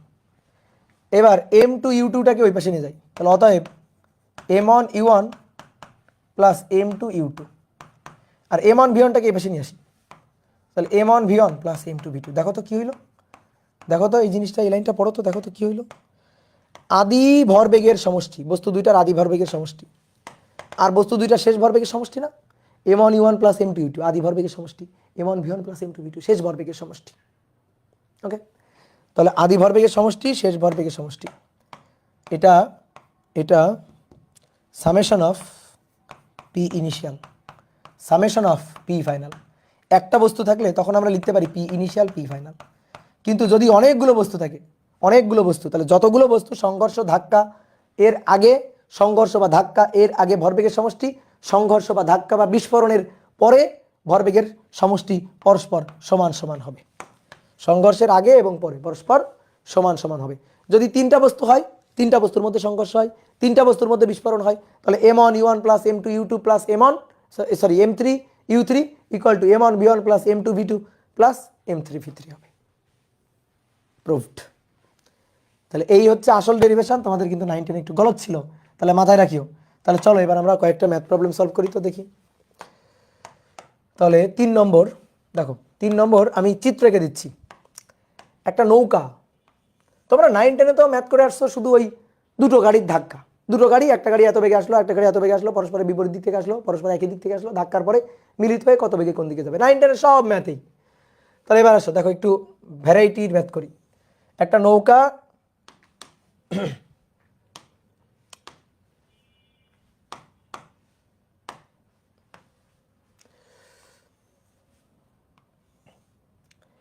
এই নৌকার গলুই বা প্রান্ত আর কি, নৌকার প্রান্ত, এই প্রান্ত থেকে এই প্রান্তে একজন লোক দাঁড়ানো, একটা বালক দাঁড়ানো, আর এই প্রান্তে একজন বালক দাঁড়ানো, ঠিক আছে? দুইজন বালক দাঁড়ানো নৌকার উপর। আর নৌকা এই যে নদীতে ভেসে আছে স্থির অবস্থায়। নৌকার ভর হচ্ছে 300 কেজি, নৌকাটার ভর। এই বালকের ভর হচ্ছে 20 কেজি, আর এই বালকের ভর হচ্ছে 25 কেজি। এই বালকের ভর হচ্ছে 25 কেজি। এই অবস্থায় ছিল এটা আগে। এবার কি বলছে যে এই নৌকার উপর, স্থির নৌকার উপর 20 কেজি ভরের বালক এবং 25 কেজি ভরের বালক ছিল, নৌকার ভর হচ্ছে 300 কেজি। এইবার এই 20 কেজি এবং 25 কেজি ভরের বালক, এই দুইজন বালক পরস্পরের বিপরীতে, পরস্পরের বিপরীতে, পরস্পরের বিপরীতে যথাক্রমে 3 ও 2 মিটার পার সেকেন্ড বেগে লাফ দেয়, পরস্পরের বিপরীতে। তাহলে এটা লাফ দেওয়ার আগের ঘটনা, হ্যাঁ, লাফ দেওয়ার আগের ঘটনা। এইবার আসো লাফ দেওয়ার পরের ঘটনা। এবার লাফ দেওয়ার পরের যে ঘটনাটা,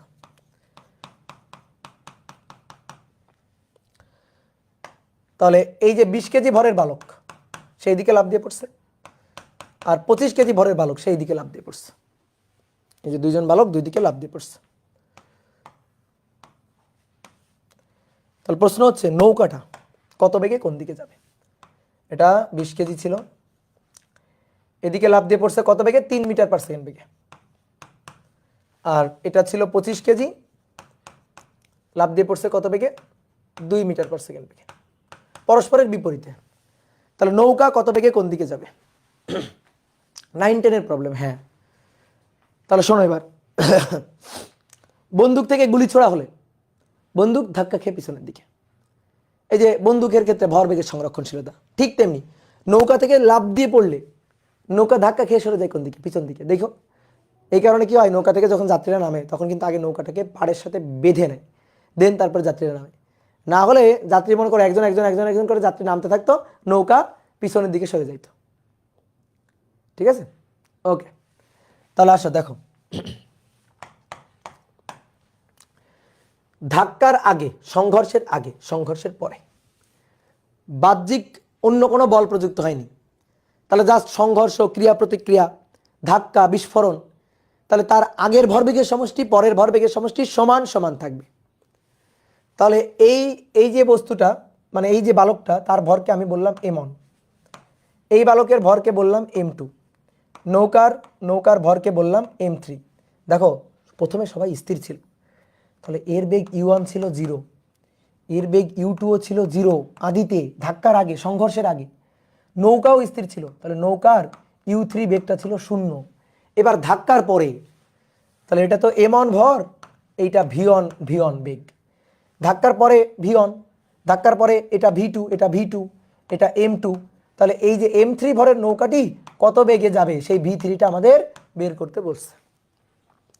এইবার দেখো দুইজন বালক দুই দিকে লাফ দিয়ে পড়ছে না, এই বালক যেদিকে লাফ দিয়ে পড়ছে এই বালক তার বিপরীত দিকে লাফ দিয়ে পড়ছে। তো আমি এই দিকটাকে যদি প্লাস ধরে এই দিকটা হচ্ছে মাইনাস, তাহলে v1 হচ্ছে এটা মাইনাস, আর v2 হচ্ছে এটা, সরি v1টাকে প্লাস ধরি আর v2টা হচ্ছে মাইনাস, দিকটাকে ধরলাম। তাহলে এবার ভরবেগের সংরক্ষণশীলতা, summation of P initial summation of P final. তাহলে M1 U1 M2 U2 M3 U3 ধাক্কার আগে, সংঘর্ষের আগে, লাফ দেওয়ার আগে সবার ভরবেগের সমষ্টি, লাফ দেওয়ার পরে M1 V1 plus M2 V2 plus M3 V3, এটা লাফ দেওয়ার পরে। তাহলে এটা লাফ দেওয়ার আগে, এটা লাফ দেওয়ার পরে 0 প্লাস 0 প্লাস 0, কারণ M1 মানে U1 U2 U3 0। এবার আসো M1 20 V1 3, M2 এর মান 25, V2 এর মান -2, M3 300, V3টা বের করতে চাই। তাহলে অতএব V3 এটা সমান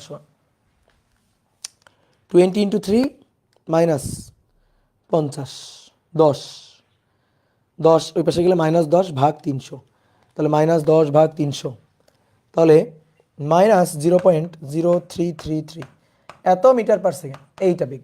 মাইনাস আসলো না প্লাস আসলো বলো তো, বলো। মাইনাস আসলো না প্লাস আসলো? ইয়েস, মাইনাস আসলো। তার মানে কোন দিকে গেছে বলো? নৌকাটি কোন দিকে যাবে? এত বেগে তো যাবেই, কোন দিকে যাবে? যে দিকটাকে আমরা মাইনাস ধরছি সেদিকে যাবে, এই দিকে যাবে। তো এই দিকে কে লাভ দিয়েছে? 25 কেজি। 25 কেজি ভরের বালক লাভ দিয়েছে। তাহলে 25 কেজি ভরের বালক যেদিকে লাভ দিয়েছে সেদিকে, যেদিকে লাভ দিয়েছে সেদিকে, যেদিকে লাভ দিয়েছে সেদিকে। 25 কেজি ভরের বালক যেদিকে লাভ দিয়েছে সেদিকে। বুঝলাম? কত সহজ সুন্দর একটা ম্যাথ, 9 10-এ করা ম্যাথ। ঠিক আছে, এবার একটু এখানে আসো, দেখো একটা জিনিস দেখো। দেখো তো, তুমি যে এই যে 9 10-এ সংঘর্ষের ম্যাথ করে আসছিল না? তো মনে করো একটা সরল রৈখিক রাস্তা, এই সরল রৈখিক রাস্তায় একটা বাইক আরোহী, ধরো একজন বাইক আরোহী চলছে, আর আরেকজন মনে করো যে একটা লরি বা একটা ট্রাক।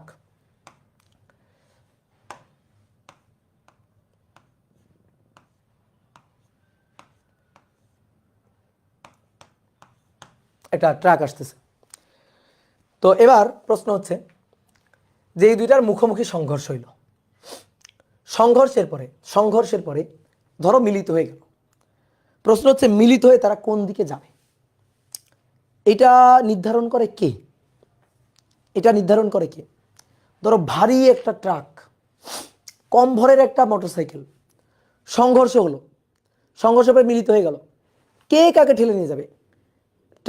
ট্রাক বাইককে ঠেলে নিয়ে যাবে, নাকি বাইক ট্রাককে ঠেলে নিয়ে যাবে মিলিত হয়ে? এটা নির্ধারণ করে কে? দেখো, দুইটা বস্তুর মধ্যে সংঘর্ষ হয়েছে।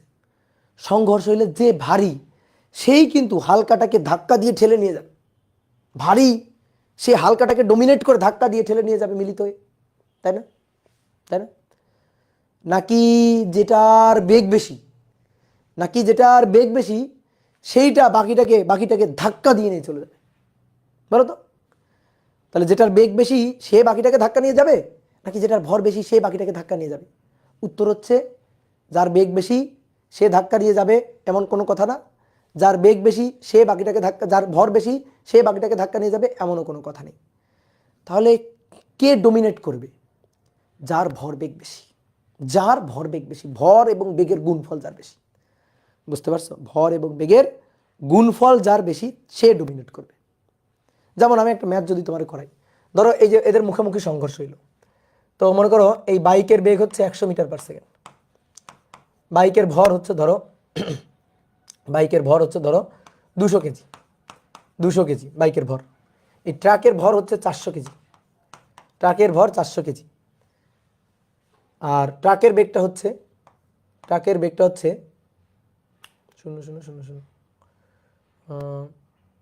বেগটা হচ্ছে ধরো 100, এটা 50 মিটার পার সেকেন্ড, ধরো 50 মিটার পার সেকেন্ড। এই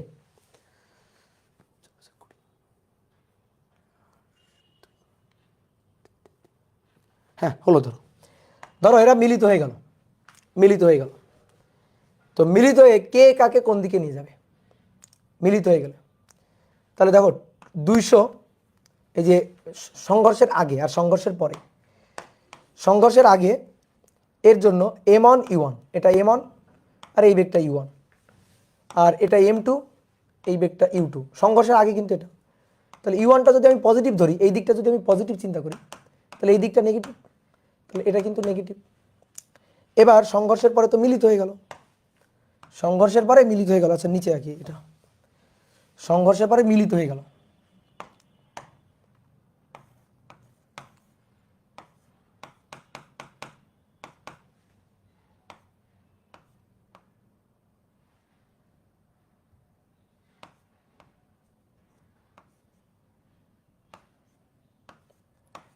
এই যে সংঘর্ষ হলো, সংঘর্ষের পরে মিলিত বস্তু হয়ে গেল। এবার মিলিত হয়ে এটা কোনটা কোন দিকে যাবে, তাহলে টোটাল ভর এখন কত হলো? টোটাল ভর এখন হলো 200 যোগ 400, আর টোটাল মিলিত বেগ হচ্ছে ভি, এটা আমরা বের করতে চাই। তাহলে m1 u1 plus m2 u2, m2 u2 equal to m1 plus m2 into V, মিলিত বেগ ভি। তাহলে এই দুইটা গুণ করি, m1 এর মান 200, u1 এর মান প্লাস 100, m2 এর মান হচ্ছে 400, u2 এর মান 50। কিন্তু কেমন 50? -50। তাহলে দুইটা বস্তুর মিলিত ভর হচ্ছে 2 4 600, আর মিলিত বেগ হচ্ছে ভি। তাহলে অতএব মিলিত বেগ ভি বের করব, মিলিত বেগ ভি বের করব। তাহলে 200 গুণ 100, 200 গুণ 100 বিয়োগ 400 গুণ -50, ঠিক আছে, এটা ভাগ 600। তাহলে ভি হচ্ছে 66.66 এত মিটার পার সেকেন্ড, তাই না? এটা আসছে না, বলো তো? 0 হবে?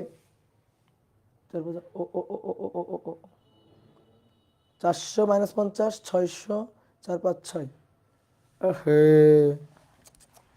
এটা 0 হয়ে গেছে। হ্যাঁ 0 হয়ে গেছে, সরি 0 হয়ে গেছে, আমার ক্যালকুলেটর ভুল অ্যান্সার দিছে। এই 0 হয়ে গেছে, তাহলে একটা কাজ করি, 0 তো হওয়া যাবে না, আমি এমন মান নিছি থেমে গেছে, একেবারে জায়গায় থেমে গেছে।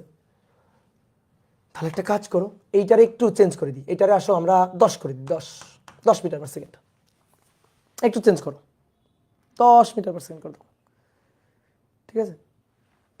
এই আগে বলতেন, আগে আমি জানতাম, পাগল, আগে আমি জানতাম, জাস্ট ওইটার একটু 10 করে দাও। তাহলে এটা -10 ন, তাহলে 200 গুণ 100 বিয়োগ 400 গুণ 10 ভাগ 600। তাহলে কত আসছে এবার? এবার দেখো, ভি ইকুয়াল টু প্লাস 26.66 এত মিটার পার সেকেন্ড আসছে। দেখো এবার, হ্যাঁ 26.66 মিটার পার সেকেন্ড আসছে।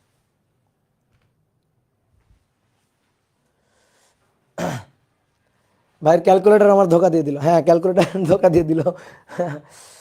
এবার আসো, বেগের মানটা প্লাস আসছে, তাহলে কোন দিকে চলবে? যে দিকটাকে আমরা প্লাস ধরছিলাম, এই দিকটা, অর্থাৎ বাইক যেদিকে যাচ্ছিল, বাইক যেদিকে যাচ্ছিল, বাইক যেদিকে যাচ্ছিল, ঠিক আছে, বাইক যেদিকে যাচ্ছিল। অনেকের কাছে মনে হতো ভাই বাইক তো হালকা, ট্রাক ওটা তো ভারী বেশি, হ্যাঁ এটা 200 এটা 400 দ্বিগুণ ভারী, কিন্তু ওর বেগের অবস্থা দেখছো 10, খুবই কম বেগ। আর এর বেগ দেখছো 100 মিটার পার সেকেন্ড, ধাক্কা দিয়ে মিলিত হয়ে ঠেলে নিয়ে চলে গেছে। তো এই হচ্ছে ঘটনা। এইবার আসো দেখো, কে কাকে ডমিনেট করবে? যার ভর বেগ বেশি হবে সে যা চাইবে তাই হবে। কোন দিকে যাবে, ব্যাপারটা হচ্ছে কোন দিকে যাবে। ভরবেগ যার বেশি, যার ভরবেগ বেশি সে যা চাইবে তাই হবে। তাহলে এর ভরবেগ হচ্ছে 0.0002, তাহলে 2 এর পরে 4টা শূন্য, এর ভরবেগ 2 এর পরে 1 2 3 4 4টা শূন্য, 20,000। এর ভরবেগ কত? এর ভরবেগ হচ্ছে 4 এর পরে 3টা শূন্য, 4 এর পরে 1 2 3টা শূন্য, বুঝলা? তাহলে এই দুইটার মধ্যে কার ভরবেগটা বেশি? এর ভরবেগ বেশি, তাহলে বাইকের ভরবেগ বেশি। এই দেখো বাইকের ভরবেগটা বেশি, তাহলে বাইক যা চাইবে তাই হবে, অর্থাৎ বাইক যেদিকে চলতেছিল সে বাকিটাকে ধরে ধাক্কা দিয়ে ঠেলে নিয়ে ওইদিকে চলে যাবে, সে যা চাইবে তাই হবে। ওকে, তাহলে এবার আসো তো এই ম্যাথটা ওই সেন্সে বলো তো দেখি। দেখো তো এই বালকটা লাভ দিছে এদিকে, 20 কেজি ভরের বালক 3 মিটার পার সেকেন্ড বেগে লাভ দিছে, তাহলে এর ভরবেগ কত? 20 কেজি, তাহলে 3 × 2 = 6, 60, এর ভরবেগ 60। 25 2 এর ভরবেগ 50, এর ভরবেগ 50, তাহলে কার ভরবেগ বেশি? ওর ভরবেগ বেশি, এর ভরবেগ তো 50, তাহলে 60 বেশি, তাহলে 60, এ যা চাইবে তাই হবে। এ যা চাইবে, এ যেদিকে লাভ দিছে সেই দিকে যাবে তা না। আমি কি বলছি? যা চাইবে তাই হবে, এ যা চাইছে তাই হবে। চিন্তা করো তো, ও কি চাইছে? ও চাইছে এইদিকে লাভ দিয়ে পড়ে, এইদিকে লাভ দিয়ে পড়ে নৌকাটাকে পিছনে ঠেলে দিতে, ও এটা চাইছে। আর এ চাইছে এদিকে লাভ দিয়ে পড়ে এদিকে লাভ দিলে নৌকাটা এদিকে পাঠাই দিবে, এইদিকে লাভ দিয়ে পড়লে নৌকাটা ঠেলে এদিকে সরাই দিবে, এটা চাইছে। তাহলে কার ইচ্ছাটা পূরণ হবে? যার ভরবেগটা বেশি তার ইচ্ছাটাই পূরণ হবে। এর ভরবেগটা বেশি, এই কারণে এদিকে লাভ দিয়ে পড়লে নৌকাটা পিছন দিকে সরে যাবে, অর্থাৎ নৌকাটা এই দিকে চলে আসবে, অর্থাৎ মাইনাসের দিকে যাবে। দেখো মাইনাসের দিকে গেছে, বেগের মানটা মাইনাস হয়েছে। বুঝলা? তাহলে যার ভরবেগ বেশি সে যা চাইবে তাই হবে। বুঝলা? সে যা চাইবে তাই হবে। তাহলে এ যখন এদিকে লাভ দিয়ে পড়ছে, তো এর ভরবেগটা বেশি, তো এইদিকে লাভ দিয়ে পড়লে নৌকাটাকে পিছন দিকে পাঠাই দিবে। কি ক্লিয়ার? নৌকাটাকে পিছন দিকে পাঠাই দিবে। এই হচ্ছে কাহিনী। বুঝলা? মনে করো এরকম মোটু একটা লোক, এটা নৌকা, এই নৌকার উপর ধরো এটা মোটু একটা লোক, হ্যাঁ, সে এইদিকে লাভ দিয়ে পড়ছে, আর আমি আমার মতো পাতলা শুকনা একটা লোক, সে এইদিকে লাভ দিয়ে পড়ছে। তা আমি মনে করো বেশ ভালোই বেগে লাভ দিয়ে পড়ছি, আর এই মোটু লোকটা জাস্ট লাভ দিয়ে পড়ছে, জাস্ট কোনো মতে লাভ দিয়ে পড়ছে।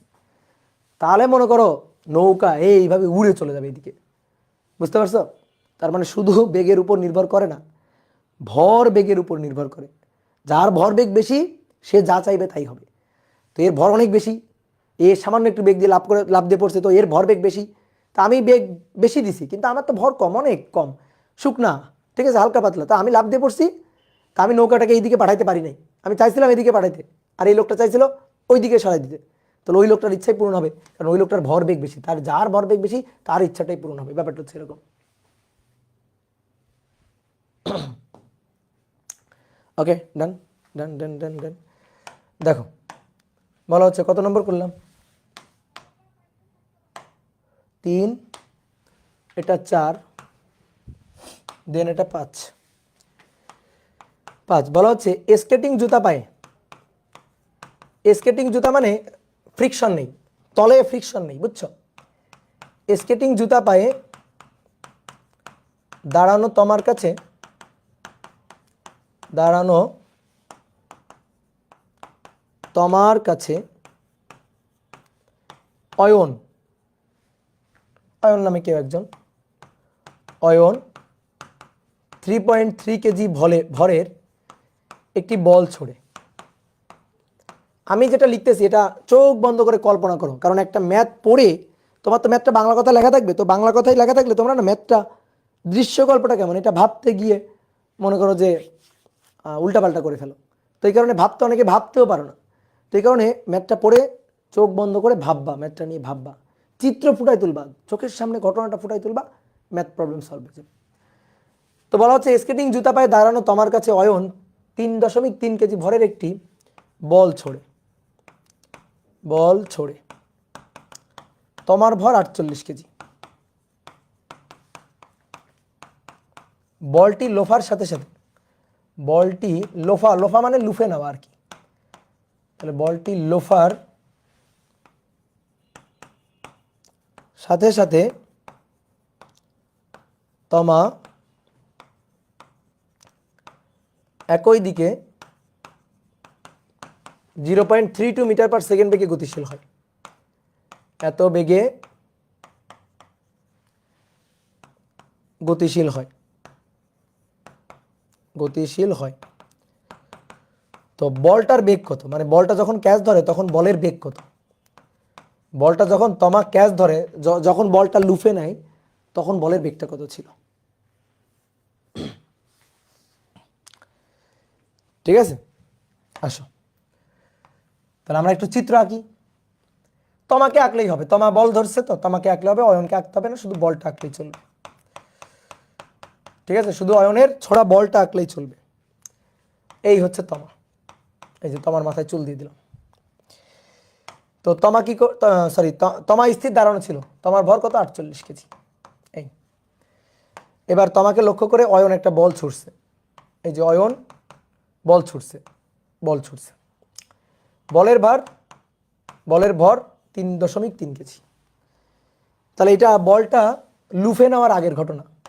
তোমার সংঘর্ষটা চিনতে হবে, তোমার সংঘর্ষটা বুঝতে হবে। তাহলে বলটা লুফে নেওয়ার আগের ঘটনা এটা। এবার বলটা লুফে নেওয়ার পরে বলটা লুফে নেওয়ার পরে তো তমা কি করছে, বলটা লুফে নিল। এই যে তমা বলটা লুফে নিয়ে একই দিকে, মানে বলটা যেদিক দিয়ে আসছে ওই একই দিকে বলটা নিয়ে গতিশীল হয়ে গেছে। কত বেগে? 0.32 মিটার পার সেকেন্ড বেগে গতিশীল হয়ে গেছে। তো বলা হচ্ছে তমা যখন বলটি ক্যাচ ধরে, যখন বলটি লুফে নেয়, এই যে এই পয়েন্টে বলের বেগটা কত, এই যে বলের বেগ, এই বলের বেগটা কত এটা বের করতে হবে। কি ক্লিয়ার? তাহলে এটা ধাক্কার আগে, সংঘর্ষের আগে, এটা সংঘর্ষের পরে। এটা হয়তো মিলিত বস্তুর মতো, গাড়ির সংঘর্ষের মতো। একটা গাড়ি স্থির অবস্থায় আছে, আর একটা গাড়ি এসে ধাক্কা দিল, ধাক্কা দেওয়ার পরে মিলিত হয়ে গেল, মিলিত হয়ে কত বেগে কোন দিকে যাবে সেই টাইপের ম্যাথ। তাহলে মিলিত বেগটা আমাদের বলে দেওয়া আছে, বল আর তমা একই সাথে হয়ে গেছে না, মিলিত বস্তু হয়ে গেছে না। তা আমাদের বের করতে হবে বলটা কত বেগে ছোড়া হয়েছিল বলের বেগটা কত, যখন তমা বল ধরে তখন বলের বেগটা কত। এই বেগটা u1, এর যে ভরটা সেই ভরটা m1, ওকে। এই বেগটা u2, এর বেগটা u2, তো এ তো স্থির দাঁড়ানো ছিল, আর এর ভরটা হচ্ছে m2। তাহলে m1 u1 m2 u2 দুটো মিলে মিলিত বস্তু, m1 প্লাস m2, আর মিলিত বেগ হচ্ছে v, ভিটা দেওয়া আছে। শেষ ম্যাথ শেষ। তাহলে আসো হিসাব নিকাশ করি। m1 u1 plus m2 u2 equal to m1 v1 plus m2 v2, তাই না? m1 v1 plus m2 v2 মিলিত হয়ে গেছে, তাহলে একবারে m1 প্লাস m2 ইন্টু মিলিত বেগ v। তাহলে ভাইয়া m1 এর মান 3.3, u1টা বের করতে চাই, তমা তো স্থির বসেছিল, তাহলে এটা 0। m1 3.3 প্লাস m2 এর মান 48 কেজি, আমি v বের করতে চাই, ওকে। দেন এখান থেকে ভিটা, সরি ভিটা তো দেওয়া আছে, আমি u1টা বের করতে চাই, এটা 0.32। তাহলে অতএব বেগ v, রাইট, অতএব বেগ u1। তাহলে 3.3 যোগ 48 গুণ 0.32 ভাগ 3.3, তাহলে 4.97। তাহলে তমা যখন বলটা ধরে তখন বলের বেগ ছিল এইটা, বুঝলা? 4.97, ইয়েস। সহজ না? বলো। 5 নম্বর গেল, এবার আসো 6 নম্বর। 6 নম্বর, ধরো তুমি একদিন সুন্দরবন ঘুরতে গেছো, ঘুরতে গিয়ে ধরো যে তোমার ইচ্ছা হয়েছে একটু বাঘ শিকার করবা, বাঘ গুলি করবা। তো তুমি একটা বাঘের মানে সামনাসামনি হয়ে গেছো হঠাৎ করে, একটা বাঘ। তাহলে দেখো ভালো করে খেয়াল করো, আমি চিত্র আঁকতেছি, প্রশ্নটা লিখতেছি না। তাহলে তুমি একটা বাঘের সম্মুখীন হয়েছো, তাহলে তোমার সামনে একটা বাঘ, তো আমি বাঘটাকে আঁকতেছি। ধরো এইটা হচ্ছে বাঘ, এই বাঘটা তোমার দিকে ধেয়ে আসতেছে, বাঘটা, ঠিক আছে?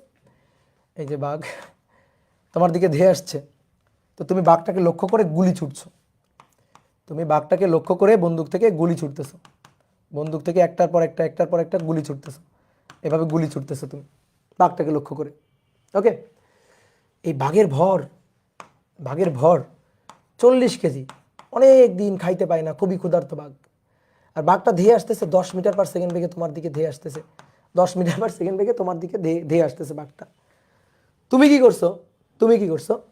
তোমার কাছে রাইফেল আছে, বন্দুক আছে, তুমি বন্দুক থেকে গুলি ছোড়া শুরু করে দিছো। তো গুলিগুলার ভর, প্রত্যেকটা গুলির ভর 50 গ্রাম, এবং গুলিগুলা ছুটতেছো তুমি 800 মিটার পার সেকেন্ড বেগে গুলি ছুটতেছো। তো প্রশ্ন হচ্ছে এইভাবে তুমি গুলি ছুড়ে বাঘটাকে, মানে কতগুলো গুলি ছুড়ে তুমি বাঘটাকে থামাতে পারবে? কতগুলো গুলি ছুড়ে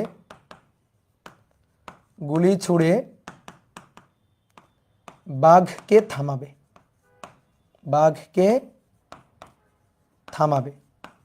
কতগুলো গুলি ছুড়ে তুমি বাঘটাকে থামাবে? একজন শিকারীর দিকে 40 কেজি ভরের একটি বাঘ 10 মিটার পার সেকেন্ড বেগে ধেয়ে আসছে।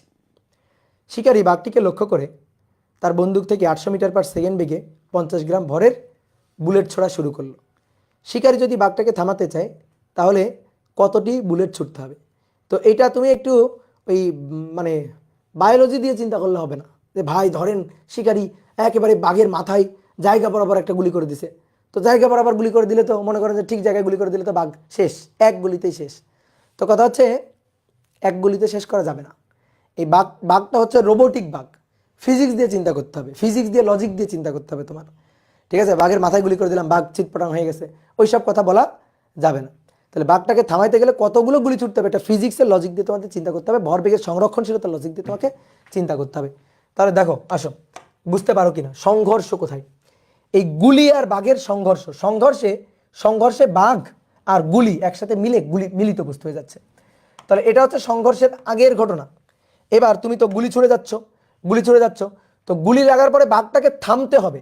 তাহলে আমি ধরলাম এন সংখ্যক গুলি ছোড়া হলো, কতগুলো ধরলাম এন সংখ্যক গুলি ছোড়া হলো, এন সংখ্যক গুলি ছুড়ে বাঘটাকে থামাবো। তার মানে এন সংখ্যক গুলি আর বাঘ এসে দুইটা মিলিত বস্তু হয়ে বাঘটা থেমে গেছে। তাহলে সংঘর্ষ কার কার মধ্যে? বাঘের সাথে গুলির। গুলি গিয়ে বাঘের গায়ে লেগে যাচ্ছে না, বিদ্ধ হয়ে যাচ্ছে না? তাহলে গুলি আর বাঘ দুটো আলাদা আলাদা বস্তু, সংঘর্ষের পরে ধাক্কা লেগে মিলিত হয়ে গেছে। এটাই তো কথা নাকি? সংঘর্ষের পরে ধাক্কা লেগে মিলিত হয়ে গেছে।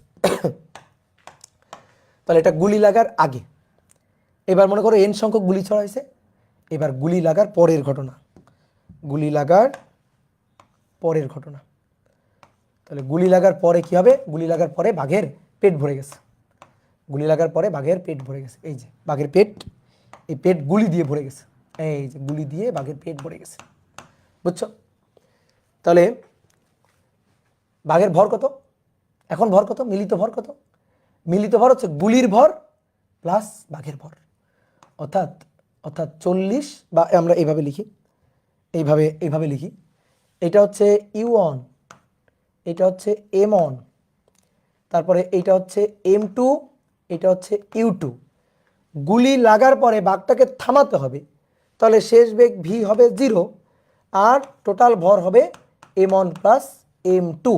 আর M1টা এটা হবে n সংখ্যক গুলির বেগ, এটা কিন্তু 50 গ্রাম না, n গুণ 50 গ্রাম, ঠিক আছে, n গুণ 50 গ্রাম। তাহলে M1U1 plus M2U2 equal to M1 plus M2 into ভাই মিলিত বেগ V, তাহলে আসো M1 কতগুলো? n সংখ্যক, প্রত্যেকটা গুলির ভর কত? 50 গ্রাম, তাহলে n সংখ্যক 50 গ্রাম, 50 গুণ 10⁻³ U1 এর মান কত? 800, তাহলে আমি ধরি এই দিকটা প্লাস, সো এই দিকটা তাহলে মাইনাস, তাহলে 800 আগে মাইনাস, সরি 800 আগে হ্যাঁ প্লাস। এবার M2 হচ্ছে 40 কেজি, 40 কেজি ভরের বাঘ এদিকে যাচ্ছে, তাহলে বাঘের বেগটা ঋণাত্মক দিকে, সো বাঘের বেগটা -10। এবার M1 প্লাস M2 হচ্ছে n 50 গুণ 10⁻³ প্লাস বাঘের ভর 40, এইটা মিলিত বেগ V থেমে যাবে, বাঘটা থেমে যাবে 0। তাহলে সবই জানি, শুধু জানি না n এর মান, এটা তো 0, এটা তো পুরোটাই 0। তাহলে অতএব n বের করব, n হচ্ছে 400 ভাগ 800 ভাগ 50 এক্সপোনেনশিয়াল ফাংশন -3। 10টি গুলি ছুটতে হবে, পরপর 10টি ঠাস করে গুলি ছুড়ে দেবা, তাহলে বাঘটা থেমে যাবে। দেখো এইটা নর্মাল সেন্সে আরও একটা সহজ নিয়ম আমি করতে পারি, সেটা হচ্ছে চিন্তা করে দেখো, বোর্ডের দিকে তাকাতে হবে না, আমার দিকে দেখো, বাঘ আসতেছে, ওই দিক দিয়ে বাঘ আসতেছে, আমি বাঘটাকে থামাবো, তাহলে বাঘ যে ভরবেগ নিয়ে আসতেছে বাঘটা বিপরীত দিক থেকে আমাকে গুলি দিয়ে সেই সমপরিমাণ ভরবেগ দিয়ে হিট করতে হবে। তাহলে বাঘটা আসতেছে, বাঘের ভর আছে 40 কেজি, বাঘের বেগ আছে 10 মিটার পার সেকেন্ড, তাহলে বাঘের ভরবেগ 400 কেজি মিটার পার সেকেন্ড, এটা হচ্ছে বাঘের ভরবেগ। তাহলে বাঘের ওই ভরবেগটাকে শূন্য করে দিতে হবে। তাহলে আমাদের কি করতে হবে? আমার বাঘের বেগকে যদি শূন্য করতে হয়, তাহলে বাঘের ভরবেগের সমপরিমাণ ভরবেগ গুলি করে বিপরীত দিক থেকে দিতে হবে। কি ক্লিয়ার? তাহলে বাঘের ভর বাঘের বেগ সমান সমপরিমাণ ভরবেগ গুলি করে দিতে হবে। তো সমপরিমাণ ভরবেগ গুলি করলাম 50 গ্রাম, তাহলে 50 গুণ 10⁻³ 50, দেখো 50 গুণ 10⁻³ 50 গুণ 10⁻³ গুণ 800 গুণ 800। দেখো কোনোদিন সমান সমান হয় না, অর্থাৎ একটা গুলি ছুড়ে বাঘকে থামানো যাবে না, একটা গুলি ছুড়ে বাঘকে থামানো যাবে না, তাহলে n সংখ্যক গুলি ছুটতে হবে, তাহলে গুণ n, এই যে গুণ n, তাহলে সবই জানি না n এর মান, n এর মানটা বের করো, দেখো n এর মান 10টি, n এর মান বের করলে দেখবা n এর মান আসবে 10টি, বুঝলা?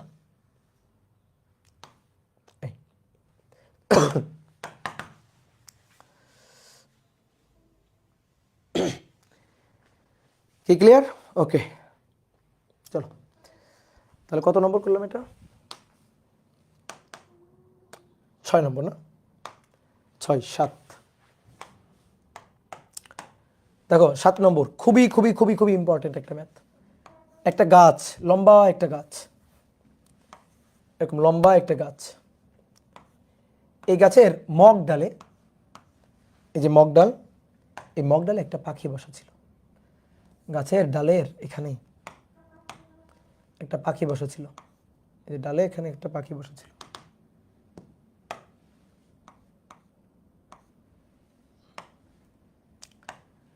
তো এই হচ্ছে পাখিটা,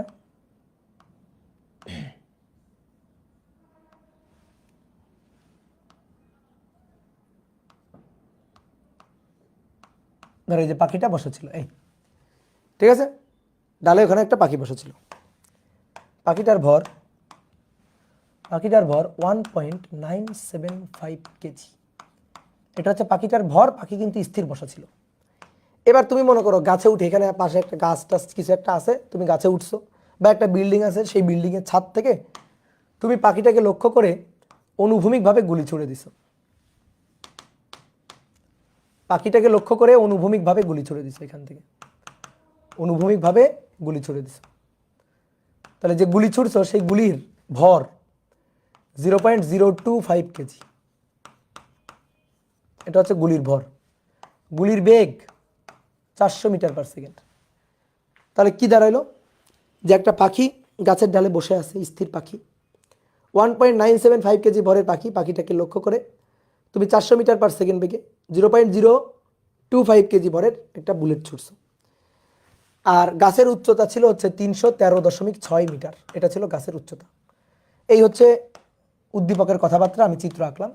এইবার মূল কথা বলা হচ্ছে, গুলি লাগার পরে অনুভূমিকভাবে গুলি করা হয়েছে, অনুভূমিকভাবে গুলি করা হলো, খুব ইম্পর্টেন্ট কথা এটা, অনুভূমিক ভাবে গুলি করা হলো, অনুভূমিকভাবে গুলি করা হলো, ফলে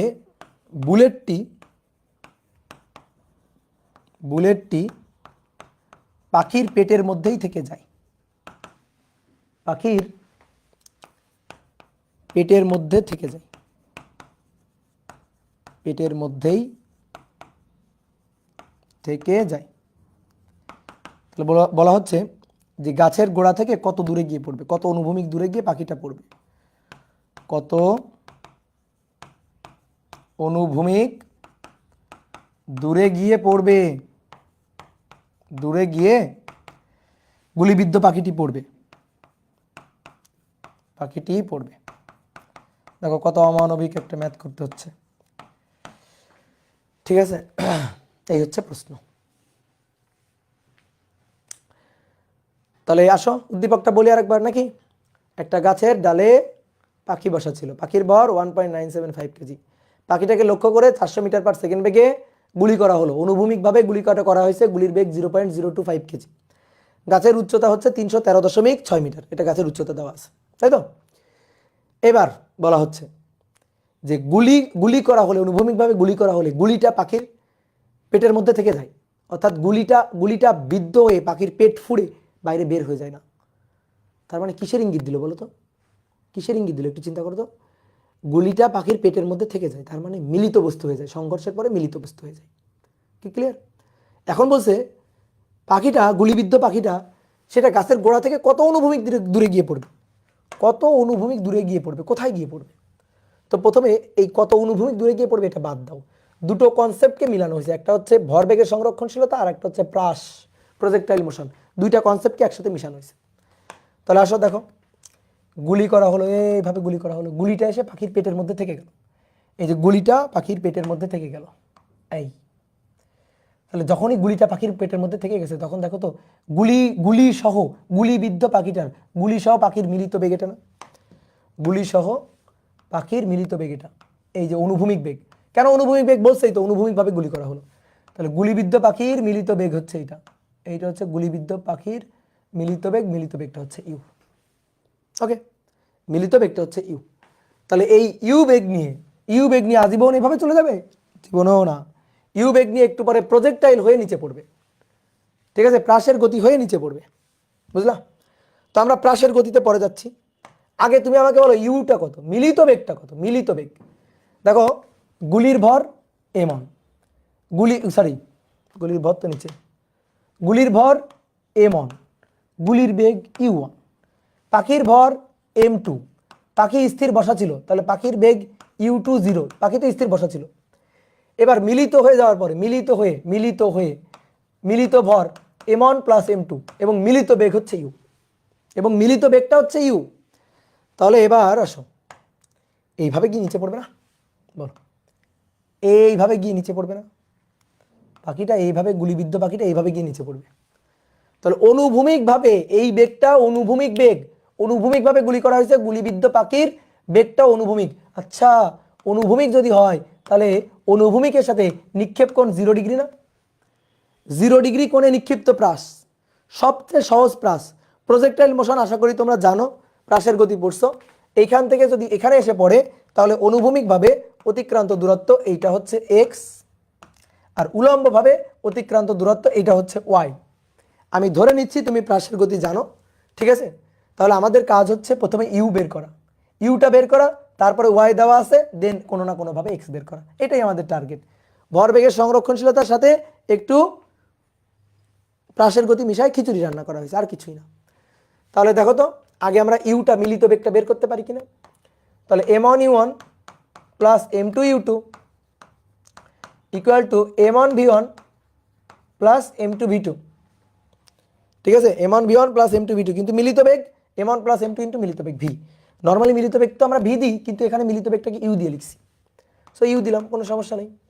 m1 0.025, u1 400, m2 1.975, u2 0, m1 plus m2 এই দুইটা যোগ করে দাও, 1.975 প্লাস 0.025, এই যে বেগ ইউ। তাহলে অতএব বেগ ইউটা বের করব, 0.025 ইন্টু 400 যোগ 1.97, এটা তো 0, সরি, ভাগ 1.975 প্লাস 0.025, তাহলে বেগের মান 5 মিটার পার সেকেন্ড। দেখো এই যে, এইবার প্রজেক্টাইল মোশন ভুলে যাও, এবার প্রজেক্টাইল মোশন, ইউ এর মান বের করা হয়েছে, ওকে। এবার প্রজেক্টাইল মোশন অর্থাৎ প্রাসের গতির ম্যাথ। তাহলে প্রজেক্টাইল মোশনের ম্যাথ আমরা কিভাবে করি বলো? এক্স বের করতে হবে। এক্স বের করতে গেলে আমাদের লাগবে ইউ কস থেটা টি, এটা হচ্ছে সূত্র। তো কস তো 0, তার মানে U T, cos 0t, that means U T. কিন্তু ইউ জানি, টি তো জানি না। ইউ এর মান 5 জানি, কিন্তু টি তো জানি না। তাহলে টি এর মানটা দরকার। ওকে, গুড, বুঝলাম, টি এর মানটা দরকার। তো চলো টি এর মানটা বের করবো। কেমনে টি এর মানটা বের করবো? কিভাবে টি এর মানটা বের করবো? ওয়াই দেওয়া আছে, তাহলে Y equal to U sine 0 মানে 0, তারপরে হাফ জিটি স্কোয়ার, ঠিক আছে? অনুভূমিকভাবে নিক্ষিপ্ত প্রাসের ক্ষেত্রে এটা একটা মানে আত্মার সাথে মিশে থাকা সূত্র, এবং মনে করো অন্যান্য অধ্যায়ের জন্য সবচেয়ে বেশি লাগে এটা, কারণ এটা সহজ টাইপ। তো তাহলে অন্যান্য কোনো লজিক যদি এর সাথে মিশাই, তো যাতে ম্যাথটা কঠিন না হয়। 313.6, তাহলে 313.6 হাফ জি মানে 4.9 এবং টি স্কোয়ার, দেন এখান থেকে টি এর মান পাবো, 313.6 ভাগ 4.9 রুট, এবার অ্যান্সার 8 সেকেন্ড। বা সুন্দর উত্তর আসতেছে তো। তাহলে এখানে এবার টি এর মানটা নিয়ে বসাই দিবা 8, তাহলে গাছের গোড়া থেকে অনুভূমিকভাবে 40 মিটার দূরে গিয়ে পাখি, গুলিবিদ্ধ পাখিটা পড়বে। এই যে, বুঝছো? বলো বাঁচতে পেরেছো কিনা?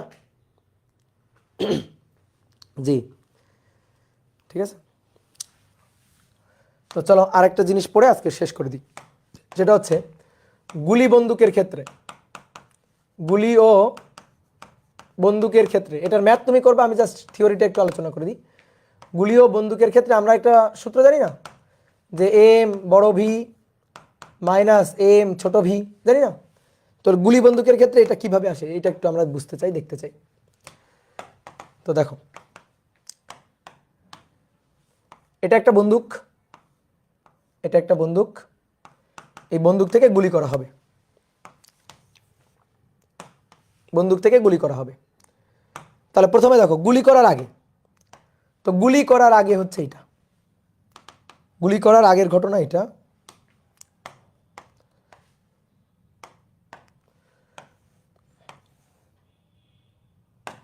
এটা গুলি করার আগের ঘটনা, গুলি করার ঘটনা আগের ঘটনা এটা। তাহলে গুলিটাই হচ্ছে সংঘর্ষ। তাহলে গুলি করার আগে,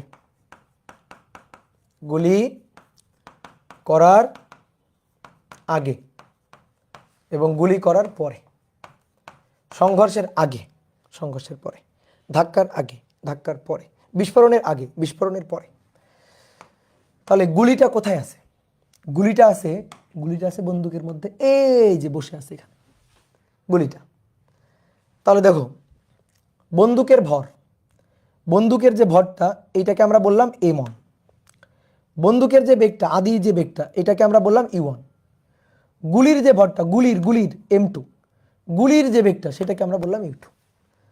তো প্রথমে দেখো যে গুলির যে ভরটা সেটা m2, তো কিন্তু গুলি তো স্থির আছে, গুলি বন্দুকের মধ্যে বসা, আমিও গুলি করি নাই, তাহলে বন্দুকও স্থির আছে, গুলিটাও স্থির আছে, বন্দুকও স্থির আছে, গুলিটাও স্থির আছে।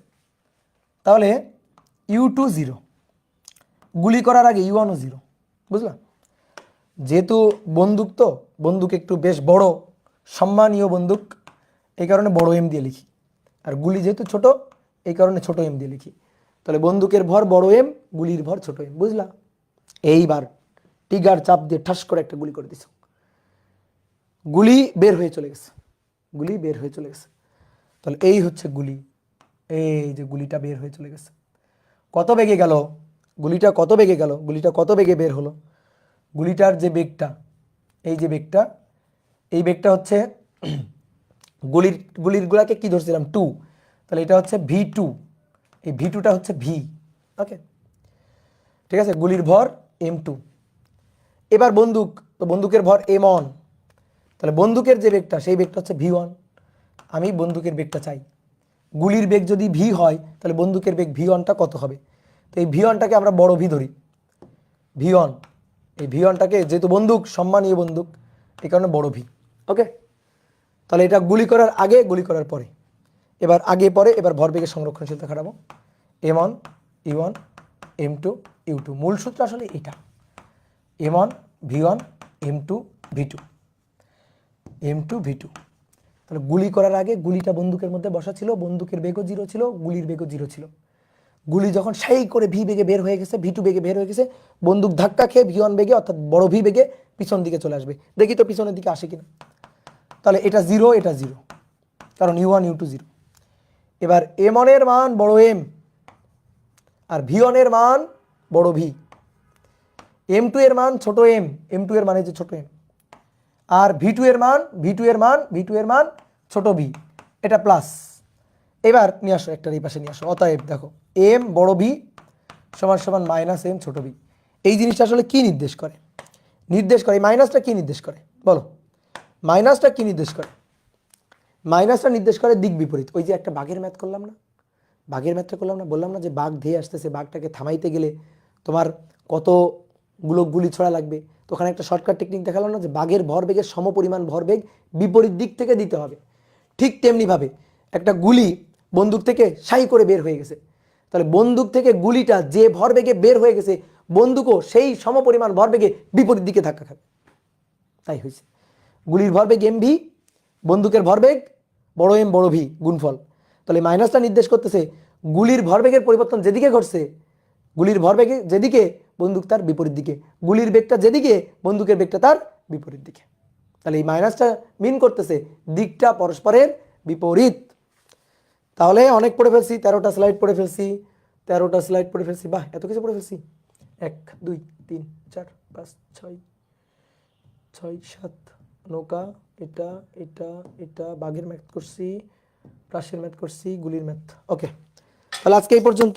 নেক্সট দিন আমরা ভরবেগের সংরক্ষণশীলতার আরও অনেকগুলো ম্যাথ নিয়ে হাজির হবো এবং সেই ম্যাথগুলো 3-4 নিয়মে করব। তো সেইগুলো কিন্তু পারতে হবে তোমাদের।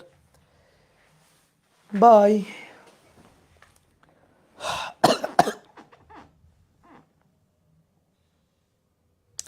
কে সমান সমান 1 হয় কেন? বলের একক নিউটনের সংজ্ঞা দিতে গিয়ে আমরা কে এর মান 1 ধরি। নিউটন, স্যার আইজ্যাক নিউটন, সে নিউটনের সূত্র আবিষ্কার করার পরে বলের একক নিউটনের সংজ্ঞা দিতে গিয়ে বলছিল একক ভরের কোনো বস্তুর উপর যে পরিমাণ বল প্রযুক্ত হয়ে 1 মিটার পার সেকেন্ড স্কোয়ার ত্বরণ সৃষ্টি করে সেটাকে বলা হয় 1 নিউটন। তাহলে 1 × 1 = k × 1, দ্যাট মিনস k = 1। স্থির তড়িৎ কবে ভাই কবে? এই স্থির তড়িৎ এখানে আসতেছে কেন? ঘর্ষণ বাল করা বান্না, এই তুমি আগে বাংলা লেখো ভালো করে। ঘর্ষণ বল পরে করাবো।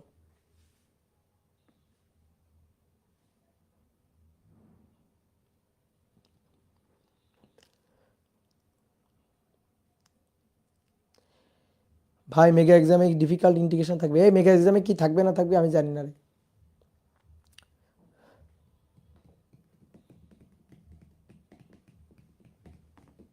সব টাকলা ভাষাতে লিখতেছে। এই ভালো বাংলা ভাষায় লিখো, এরকম টাকলা ভাষায় লিখিও না।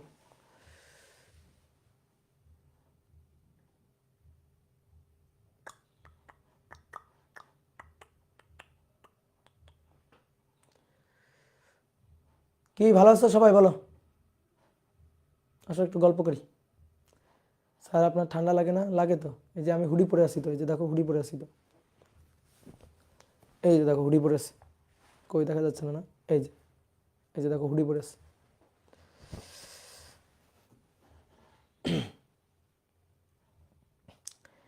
টাকলা মুরাদ, টাকলা মুরাদ, মুরাদ টাকলা। রোবোটিক বাঘ, হ্যাঁ রোবোটিক বাঘ। 7 নং শেষে বুঝো নাই? আর একটু দেখে নাও, টানা টানা দেখে নাও, বুঝে যাবা।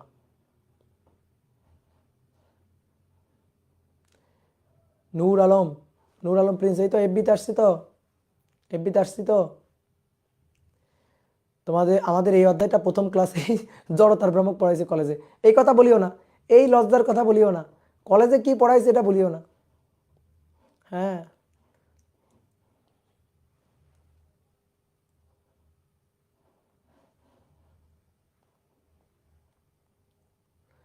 ও প্রজেক্টাইলের ম্যাথে ওয়াই নেগেটিভ হইতো না? আচ্ছা, প্রজেক্টাইলের ম্যাথে ওয়াই যদি নেগেটিভ হয়, জি এর আগেও তো নেগেটিভ, ওয়াই নেগেটিভ, জিও নেগেটিভ, 2 নেগেটিভ, কাটাকাটি, 2 নেগেটিভ মরে গেছে। দাদা কি এটা? বিয়ে, বিয়ে কবে করবেন? বিয়ে আর বিয়ে, থাকো, টাটা, বাই বাই।